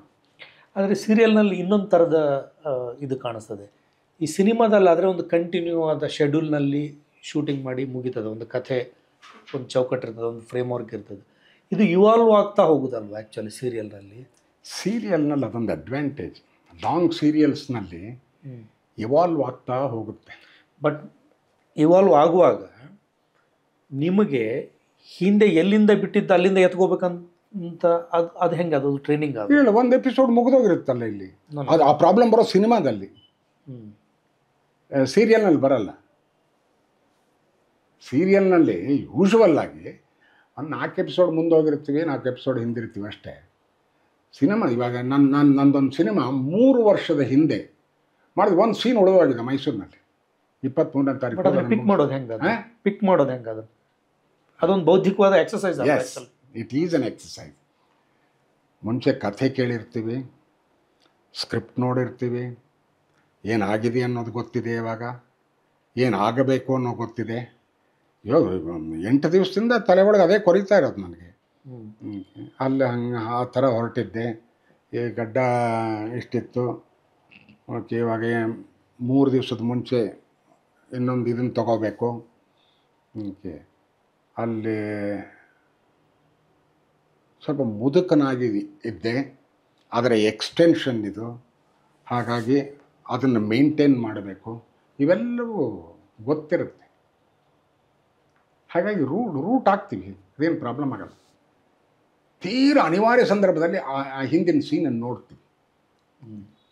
ಯೂಶ್ವಲಿ ನೋಡ್ಬೇಕಾಗಿ ಬರಲ್ಲ. ಕೇಳ್ತೀವಿ, ಹಿಂದೇನಾಗಿತ್ತು ಹೇಳಪ್ಪ, ಅಲ್ಲಿಂದ ಬಂದೆ, ಓಕೆ, ತಯಾರಾಗ್ತೀವಿ. ಬಟ್ ಇದು ಕೂಡ ಎವಲ್ಯೂಷನ್ ಆಫ್ ದಿ ಆ್ಯಕ್ಟರೇ ಇದು. ಅಂದರೆ ನೀವು ಆರಂಭದಲ್ಲಿ ಮಾಡುತ್ತಿದ್ದ ನಾನೇ ಬಿಜ್ಜಳಕ್ಕಿಂತ ಮುಂಚೆ ನಟಿಸುತ್ತಿದ್ದ ದತ್ತಣ್ಣ ಈಗ ನಟಿಸೋದಕ್ಕೆ ಈ ಇವಲ್ಯೂಷನ್ ಕೂಡ ಇದೆಯಲ್ವಾ ಆ್ಯಕ್ಚುಲಿ? ಏನು ಅಂಥ ಇದಿಲ್ಲ, ಎವಲ್ಯೂಷನ್ ಅಂತ ಹೇಳೋಕ್ಕಾಗಲ್ಲ. ಅಂದರೆ ಕ್ಯಾರೆಕ್ಟರ್ನ ಇಂಪ್ರೂವೈಸೇಷನ್ ಮಾಡೋದ್ರಲ್ಲಿ experience, that experience makes the difference. Experience does make a difference, no doubt about that. Simple ರೇ, ಒಥೆಲೋ ನಾಟಕ ಮಾಡ್ತಿದ್ಯಪ್ಪ ನೀನು, ಎಲ್ಲ ಫಸ್ಟ್ ಕ್ಲಾಸ್ ಇದೆ. ಬಹಳ ಮುಖ್ಯವಾದ ಅದರೊಳಗೆ ಒಂದು ಪ್ರಾಪರ್ಟಿ ಅಂದರೆ ಖರ್ಚಿಫು. ಹೌದಾ? ಈಗೊಂದು ಅದು ಯಾವುದೋ ಕಾರಣಕ್ಕೆ ಬಿದ್ದೋತ ಕೆಳಗಡೆ. ರಿಹರ್ಸಲ್ನಲ್ಲಿ ಮಾಡ್ಬೇಕಾದ್ರೆ ಯಾವಾಗಲೂ ಅಲ್ಲಿ ನಿತ್ಯ ಇರ್ತಿತ್ತು. ಅಲ್ಲಿಂದ ಅಲ್ಲಿಗೆ ನಡ್ಕೊಂಡು ಹೋದಾಗ ಅದನ್ನು ತೆಗೆದು ಹಿಂಗೆ ತೋರಿಸ್ತೀನಿ. ಈಗೇನು ಮಾಡೋದು? ಕೆಳಗೆ ಬಿದ್ದಿದೆ ಅದು. ಒಂದು ಇದಾಗಿ ಒಂದು ನಿಮಿಷ ತಡೀರಿ ಏನು ಮಾಡ್ತೀನಿ ಅಂತಂದು ತಗೋಬೇಕು. ರಸಭಂಗ. ಹೀಗೆ actor is an actor, he creates it. ಅದು ವಾಪಸ್ ಅಂತ ತಗೋಬೇಕು ಅಂದರೆ how he picks it up, that is improvisation. ನಾನು ಬರ್ತಾನೆ, ಏನೋ ನೋಡ್ತಾನೆ, ಅಲ್ಲೇ ಬಿತ್ತದು ನಿಧಾನವಾಗಿ. It is an action. ತಗೊಂಡು ನೀಟಾಗಿ ಇದನ್ನು ಮಾಡಿಕೊಂಡು ಇದರೊಳಗೆ ಇಟ್ಕೊಂಡು ಮುಂದಕ್ಕೆ ನಡೀತಾನೆ. ಇದು ಆಗಿರೋದು ಹೇಳ್ತಾ ಇದ್ದೀನಿ ನಾನು, ನನಗಲ್ಲ ಸರ್, ಸೋಮಣ್ಣನಿಗಾಗಿರೋದು. ಇದಕ್ಕೆ ನಮ್ಮ ಇವರು ಯಾರು, ಏನು ಒಥೆಲೋಗಲ್ಲ, ಇನ್ಯಾವುದೋ ಸಂದರ್ಭದಲ್ಲಿ ಆಗಿದ್ದಿದ್ದು. ನಮ್ಮ ಇವರಿದ್ರಲ್ಲ, ವಿಜ್ಞಾನ ಸಾಹಿತ್ಯ ಬರೆಯೋರಲ್ಲಪ್ಪ, ಲಕ್ಷ್ಮಣ ರಾಯರು. ಅವ್ರ ಮನೆ ಪಕ್ಕದಲ್ಲಿದ್ರಲ್ರಿ, ಅವ್ರ ಹೆಸರು ಪಾಪ ಹೆಸರು ಮರಿತೀನಿ ನಾನು. ನಮಗೆ ಭಾಳ ಕ್ಲೋಸ್. ಅವರೊಂದು ವಿಮರ್ಶೆ ಬರ್ತಿತ್ತು ಈ ನಾಟಕದ ಬಗ್ಗೆ. Hats off to Somashekhar Rao's acting, particularly this incident. But ಪ್ರೇಕ್ಷಕ ಅದನ್ನೆಲ್ಲ ಗಮನಿಸ್ತಾ ಇದ್ದಾನೆ. ಅವನಿಗೂ ಕೂಡ ಒಂದು ಕುತೂಹಲ ಇರುತ್ತೆ, ನಾನು ಮಗ ಸಿಕ್ಕಾಕೊಂಡ ನೋಡಿವಾಗ ಅಂತ. ಅದನ್ನು ಮಾಡಿದ ಮೇಲೆ ಅಂತ ಬರುತ್ತಲ್ಲ ಇದು. ಇದು ಸೊ ಪ್ರೇಕ್ಷಕನ ಕೈ ಬಿಡೋಂಗಿಲ್ಲ, ಅವನು ಜೊತೆಗೆ ಕರ್ಕೊಂಡು ಹೋಗ್ಬೇಕು. ಬಟ್ ಈಗ ಸೋಮಣ್ಣ ತಮ್ಮ ಸ್ಟಾಕ್ನಿಂದ ತೆಗೆದು ಬರೆದ್ರು, ನಿಮ್ಗೆ ಆ ಥರದ್ದು ಬರೆಯುವ ಆಸಕ್ತಿ ಇರಲಿಲ್ವಾ? ಇಲ್ಲ, ಆಸಕ್ತಿ ಪ್ರಶ್ನೆ ಅಲ್ಲ. ನನಗೆ ಅಫಿಷಿಯಲ್ ಇದರೊಳಗೆ ಮುಳುಗಿ ಹೋಗಿದ್ದರಿಂದ ಅಫಿಷಿಯಲ್ ರೈಟಿಂಗ್ ಇದಾಗಿ ಸಗಟಾಗಿ ಮಾಡಿಬಿಟ್ಟಿದ್ದೀನಿ. I was known for precision writing.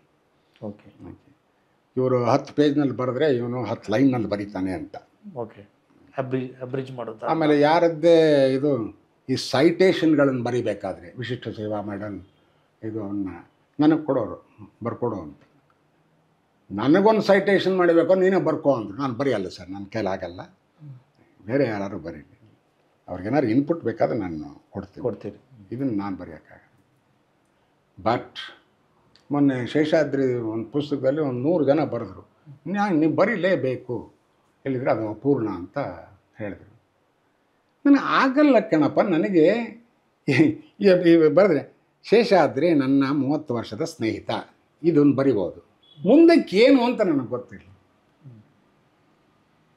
ಅದೇ ಸೋಮಣ್ಣಂದು ಇದನ್ನು ನೋಡಿದರೆ ಒಂದು ವ್ಯಕ್ತಿ ಚಿತ್ರವನ್ನು ಎಷ್ಟು ಬ್ಯೂಟಿಫುಲ್ಲಾಗಿ, ಎಷ್ಟು ಸರಳವಾಗಿ ಬರೀತಾನೆ ನಾನು. ಆಮೇಲೆ ಫಾಸ್ಟ್ ರೈಟಿಂಗ್ ಆಲ್ಸೋ. ನಾನು ಭಾಳ ಸಲ ಅಬ್ಜೆಕ್ಟ್ ಮಾಡಿದ್ದೀನಿ. ನನಗೆ ಏನು ಬರೆದ ಮೇಲೂ ನೀನು ಓದಬೇಕು ಕಣಯ್ಯ, ಕೆಲವು ಫ್ಯಾಕ್ಚುವಲ್ ಎರರ್ಸ್ ಇದೆ ಇಲ್ಲಿ, ಓಕೆ, ಅವನ್ನ ಕರೆಕ್ಟ್ ಮಾಡಬೇಕು. ಅವನಿಗೆ ಅದರ ಬಗ್ಗೆ ಅಷ್ಟೊಂದು ಗಮನ ಇರಲಿಲ್ಲ, ಅದು ಬರೀಬೇಕು. ಅಂದರೆ ನನಗೇನು ಪ್ರಶ್ನೆ ಅಂದರೆ, ನೀವು ಹೆಚ್ಚು ಪರ್ಫೆಕ್ಷನಿಸ್ಟ್ ಆಗಿರೋದಕ್ಕೆ ಬಯಸ್ತೀರಾ? ಬಯಸಲ್ಲ, ಅಥವಾ ಇದೀರಿ? ಆಗಿಬಿಟ್ಟಿದ್ದೀನಿ ಅಷ್ಟೇ. ಅಂದರೆ ನಿಮ್ಮ ಎಲ್ಲ ಕೆಲಸವೂ ಪರ್ಫೆಕ್ಷನಿಸ್ಟ್ ಆಲೋಚನಾ ಕ್ರಮದಿಂದ ರೂಪುಗೊಳ್ತವೆ. ಬಟ್ ಅದೊಂದು ಮಿತಿ ಅಲ್ವಾ ಆ್ಯಕ್ಚುಲಿ? ಮಿತಿ ಅದು ಮಿತಿ. ಬಟ್ ಇವಾಗ ಅಫಿಷಿಯಲ್ ರೈಟಿಂಗ್ನಲ್ಲಿ ಒಂದು ನೋಟ್ ಬರೀಬೇಕು ಅಂದರೆ ಅಲ್ಲಿ ಪರ್ಫೆಕ್ಷನ್ ಬೇಕು. ಉದ್ದ ಒಂದು ನೋಟ್ ಬರೆದ್ರೆ ಅವನು ಯಾತಕ್ಕೆ ನೋಟ್ ಬರೆಯೋದು? ಅವನು ಹೈಯರ್ ಚೇರ್ಮನ್ನಿಂದ ಅದಕ್ಕೆ ಒಂದು ಫೈನಾನ್ಷಿಯಲ್ ಅಪ್ರೂವಲ್ ತೊಗೊಳಕ್ಕೋಸ್ಕರ. ಅವ್ನು ಭಾಳ ಸಾರಿ ಹೇಳಿದ್ದಾನೆ, I like your writing only because of this. ನಾನು ಏನು ಬರೀತಿದೆ ಅನ್ನೋದು ನನಗೆ ಗೊತ್ತು. ಬೇರೆಯವ್ರದ್ದು ಇಲ್ಲಿ ಬರುತ್ತೆ 3 ಪೇಜಿನ ನೋಟು, ಅಲ್ಲಿಂದ ಇಲ್ಲಿಗೆ ಬರೋದ್ರ ಒಳಗೆ ಅವನು ಏನು ಕೇಳ್ತಿದ್ದಾನೆ ಅನ್ನೋದು ಮರ್ತೋಗುತ್ತೆ ನನಗೆ. ಹಾಗಾಗಿ ನನಗೆ ಕೇಳಿದ್ರು ಅವರು, ದಯವಿಟ್ಟು ನಮ್ಮ ಎಲ್ಲ ಆಫೀಸರ್ಸ್ಗೂ ರಿಟರ್ನ್ ಕಮ್ಯುನಿಕೇಷನ್ ಅಂದರೆ ಏನು, ಹೇಗೆ ಬರೀಬೇಕು ಅಫಿಷಿಯಲ್ ರೈಟಿಂಗ್ನಲ್ಲಿ ಅನ್ನೋದನ್ನು ಕಲಿಸು ಅಂತ. ಅದೊಂದು ದೊಡ್ಡ ಪ್ರೋಗ್ರಾಮ್ ಮಾಡಿದೆ ನಾನು.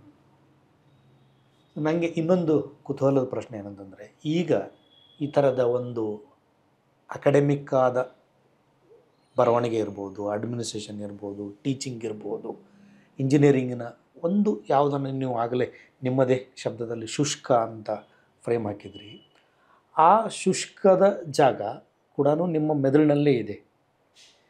ಈ ಭಾವನೆಗಳನ್ನು, ಇಮೋಷನಲ್ಗಳನ್ನು ಎಕ್ಸ್ಪ್ರೆಸ್ ಮಾಡುವುದು ಇದೆ. ಅವುಗಳ ಕಂಪಾರ್ಟ್ಮೆಂಟೈಸೇಷನ್ ಎಲ್ಲಿರ್ತದೆ? ಒಂದನ್ನು ಮರೆತು ನಾನು ಮಾಡ್ತೀನಿ. ಬಟ್ ಅವು they can't meet each other. ಇಲ್ಲ, ಅದು they can meet each other if ಆ ಸಬ್ಜೆಕ್ಟ್ ಇದೆಯಲ್ಲ, engineering subject, materials of construction ಅಂತ ಒಂದು ಸಬ್ಜೆಕ್ಟ್. ಏನು, ಸ್ಟೀಲ್, ಸಿಮೆಂಟ್, ಇದು ಅದನ್ನು ಯಾವ ರೀತಿ ಹೇಳಿಕೊಡಬಹುದು ಇಂಟ್ರೆಸ್ಟಿಂಗ್ ಆಗಿ ಅಂತ ಏನಾದರೂ ಆ ಮೇಷ್ಟ್ರುಗಳಿಗೆ ಬಂದು ಆ ರೀತಿ ಮಾಡೋರು ಯಾರು ಇದ್ದರೆ ನಾನು ನೋಡಿಲ್ಲ. ಅದು ಸಾಧ್ಯ. ಅದು ನಿಮಗೆ ಮಾಡಬೇಕು. ನಮಗೆ ಮಾಡಿದವ್ರೇನು, ಸ್ಟೀಲ್, ಕಾರ್ಬನ್ 2.5%, ಪ್ಲಾಟಿನಮ್ 3.2%, ಪ್ರತಿ ಮಟೀರಿಯಲ್ಗೂ ಅಷ್ಟೇ. ಅದು ಆಮೇಲೆ ಪರೀಕ್ಷೆಗೂ ಅದೇ. ಈ ಹೇಗೆ ಅದರೊಳಗೆ ಇಂಟ್ರೆಸ್ಟ್ ಬರುತ್ತೆ? ನನಗೆ ಆಗಲೇ ಕೇಳಿದ್ದನ್ನೇ, ಅವೆರಡು ಪರಸ್ಪರ ಮುಖಾಮುಖಿ ಆಗುವಾಗ, ಒಂದು ಇಮೋಷ್ನಲ್ ಆದ, ಒಂದು ಅಬ್ಸ್ಟ್ರಾಕ್ಟ್ ಆದ, ಇವೆರಡು ಮುಖಾಮುಖಿ ಆದ ಒಂದು ಇನ್ನೊಂದನ್ನು ಪ್ರಭಾವಿಸುವುದಿಲ್ವ?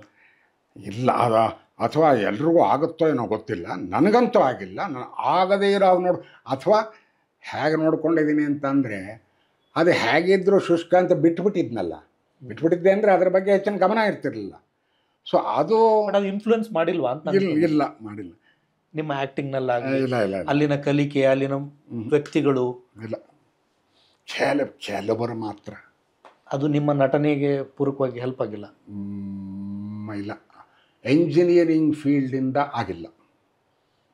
ಇಂಜಿನಿಯರಿಂಗ್ ಫೀಲ್ಡ್ನಲ್ಲಿರುವ ವ್ಯಕ್ತಿಗಳಿಂದ ಆಗಿದೆಯಾ? ಎಂಜಿನಿಯರಿಂಗ್ ಫೀಲ್ಡ್ನಲ್ಲಿರೋ ಅಥವಾ ನಿಮ್ಮ ವೃತ್ತಿ ಬದುಕಿನಲ್ಲಿರುವ ವ್ಯಕ್ತಿಗಳಿಂದ ನಿಮ್ಮ ನಾಟಕ ಕಟ್ಟುವುದರಲ್ಲಿ ಹೆಲ್ಪ್ ಆಗಿದೆಯಾ? ಇಲ್ಲ ರೀ, ಅಂಥವ್ರು ಯಾರೂ ನನಗೆ ಸಿಗಲಿಲ್ಲ ಆ ಫೀಲ್ಡ್ನಲ್ಲಿ. ಮೆಚ್ಕೊಂಡವ್ರು ಸಿಕ್ಕರು.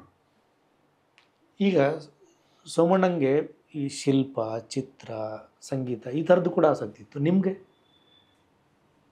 ನನಗೆ ಆಸಕ್ತಿ ಅನ್ನೋದಕ್ಕಿಂತ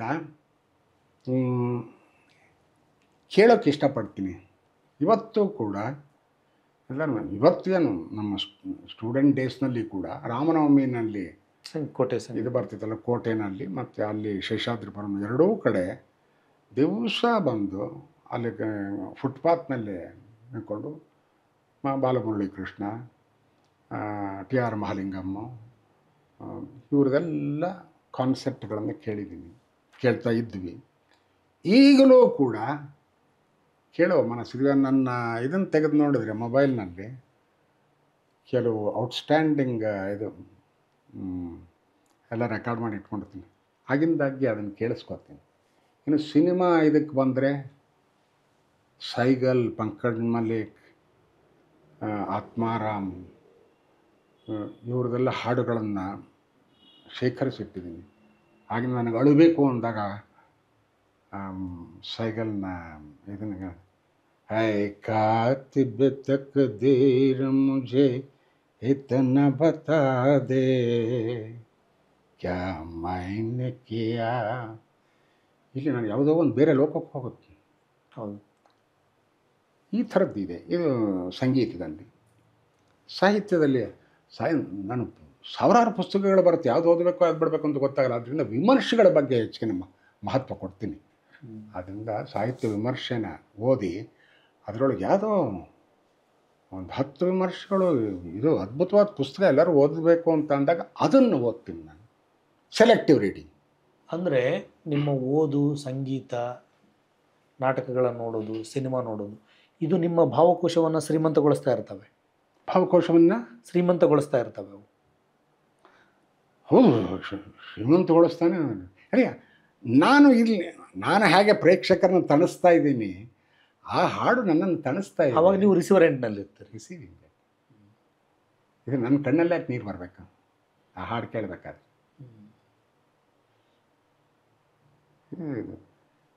very interesting process.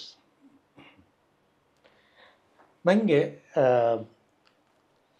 R S Naidu ಮನೆಗೆ ಹೋದ, ಸೋಮಣ್ಣನ ಜೊತೆಗೆ ಹೋದ ಘಟನೆಯನ್ನು ನೆನಪು ಮಾಡ್ಕೊಳ್ಳೋದಾದರೆ ಹೆಂಗೆ ನೆನಪು ಮಾಡ್ಕೊಳ್ತೀರಿ ಅದನ್ನು? ಈಗ ಮೈಸೂರಿಗೆ ಹೋದಾಗೆಲ್ಲ ನಾನು ಈಗ ನಮ್ಮ ಸೂರ್ಯನಾರಾಯಣರಾವ್ ನಮ್ಮ ಇನ್ನೊಬ್ಬ ಅಣ್ಣ ಅಲ್ಲಿದ್ದರು. ಅವ್ರ ಮನೆಯಲ್ಲಿ ಸ್ವಲ್ಪ ಇದು ಅಕಾಡೆಮಿಕ್ ಡಿಸ್ಕಷನ್ಸ್ ಅಲ್ಲಿ ಆಗೋದು. ಆಮೇಲೆ ಅವರು ಎಲ್ಲರೂ ಕರ್ಕೊಂಡು ಹೋದ್ರೆ, ಯಾರೋ ಪೂತಿನಾರು ಮನೆಗೆ ಹೋಗ್ಬರೋಣ ಬಾ ಇವತ್ತು, ಇವರು ಅಂಥದ್ದು ಇನ್ಯಾರು ಈ ಥರ ಅಂಥವ್ರ ಮನೆ ಬೇರೆಯವ್ರ ಮನೆಗೆ ಹೋಗ್ತಿದ್ರು. ಹೋಗ್ತಿದ್ಯಾ, ಅವರು ಭೇಟಿ ಮಾಡ್ಬೇಕಾದ್ರೆ ನಮ್ಮ ಜೊತೆ ಕರ್ಕೊಂಡು ಹೋಗೋರು. ಮತ್ತು ಅವ್ರು ಮಾತಾಡೋ ಇದೆಯಲ್ಲ, ಅದು ಕಿವಿ ಮೇಲೆ ಬೆಳೆದವ್ರು ಭಾಳ ವಿಶೇಷವಾದ ಪರಿಣಾಮ ಬೀರ್ತಿತ್ತು. ಇವೊಂದು ಸೋಷಲ್ ಸರ್ಕಲ್ ದೊಡ್ಡದಲ್ಲ ಮಾಡೋದು. ಈ ಥರ ಪುಷ್ಪರಾಜು, ಆರ್ ಎಸ್ ನಾಯ್ಡು ಬಗ್ಗೆ, ಸಂಪತ್ ಪ್ರೆಸ್ಸು, ಓಕೆ, ಅಲ್ಲಾರು ಗುರುರಾಜ್ ರಾಯರ ಮನೆ, ಹೀಗೆ ಅಲ್ಲಿ ಹೋಗ್ತಿದ್ವಿ. ಹಾಗೆ ಆರ್ ಎಸ್ ನಾಯ್ಡು ಮನೆಗೆ ಒಂದು ಇಡೀ ದಿವಸ ಅವ್ರ ಮನೇಲಿ ಕಳೆದಿದ್ವಿ. ಭಾಳ ನಿಗೂಢ ವ್ಯಕ್ತಿ, ಏನು ಅನ್ನಬೇಕು ಗೊತ್ತಿಲ್ಲ. But interesting character. ಆಮೇಲೆ ನನಗೆ ಗೊತ್ತಿತ್ತು ಆರ್ ಎಸ್ ನಾಯ್ಡು ಯಾರು ಅಂತ. ಆ ಶೇಕ್ಸ್ಪಿಯರ್ಗೆ ನಮಸ್ಕಾರ ಸಿನಿಮಾದಲ್ಲಿ ಅಡಿ ಎಲ್ಲ ಪ್ರತಿ ಇದು ಸ್ಕೆಚ್ ಮಾಡಿದವರು. ಆದರೆ ಅವ್ರ ಜೀವನದ ಹಿನ್ನೆಲೆ ಗೊತ್ತಿರಲಿಲ್ಲ, ಅವೆಲ್ಲ ತಿಳ್ಕೊತಿದ್ದು.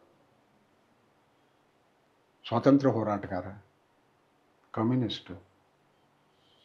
ಬಟ್ ಈ ಥರದ ಯುನಿಕ್ ಕ್ಯಾರೆಕ್ಟರ್ಗಳು ಕೂಡ ಕಲಾವಿದನಾಗಿ ನಿಮ್ಮನ್ನು ಹೇಗೆ ಪ್ರಭಾವಿಸ್ತವೆ? ಅವು ಕಲಾವಿದನಾಗಿ ಪ್ರಭಾವಿಸ್ತವ?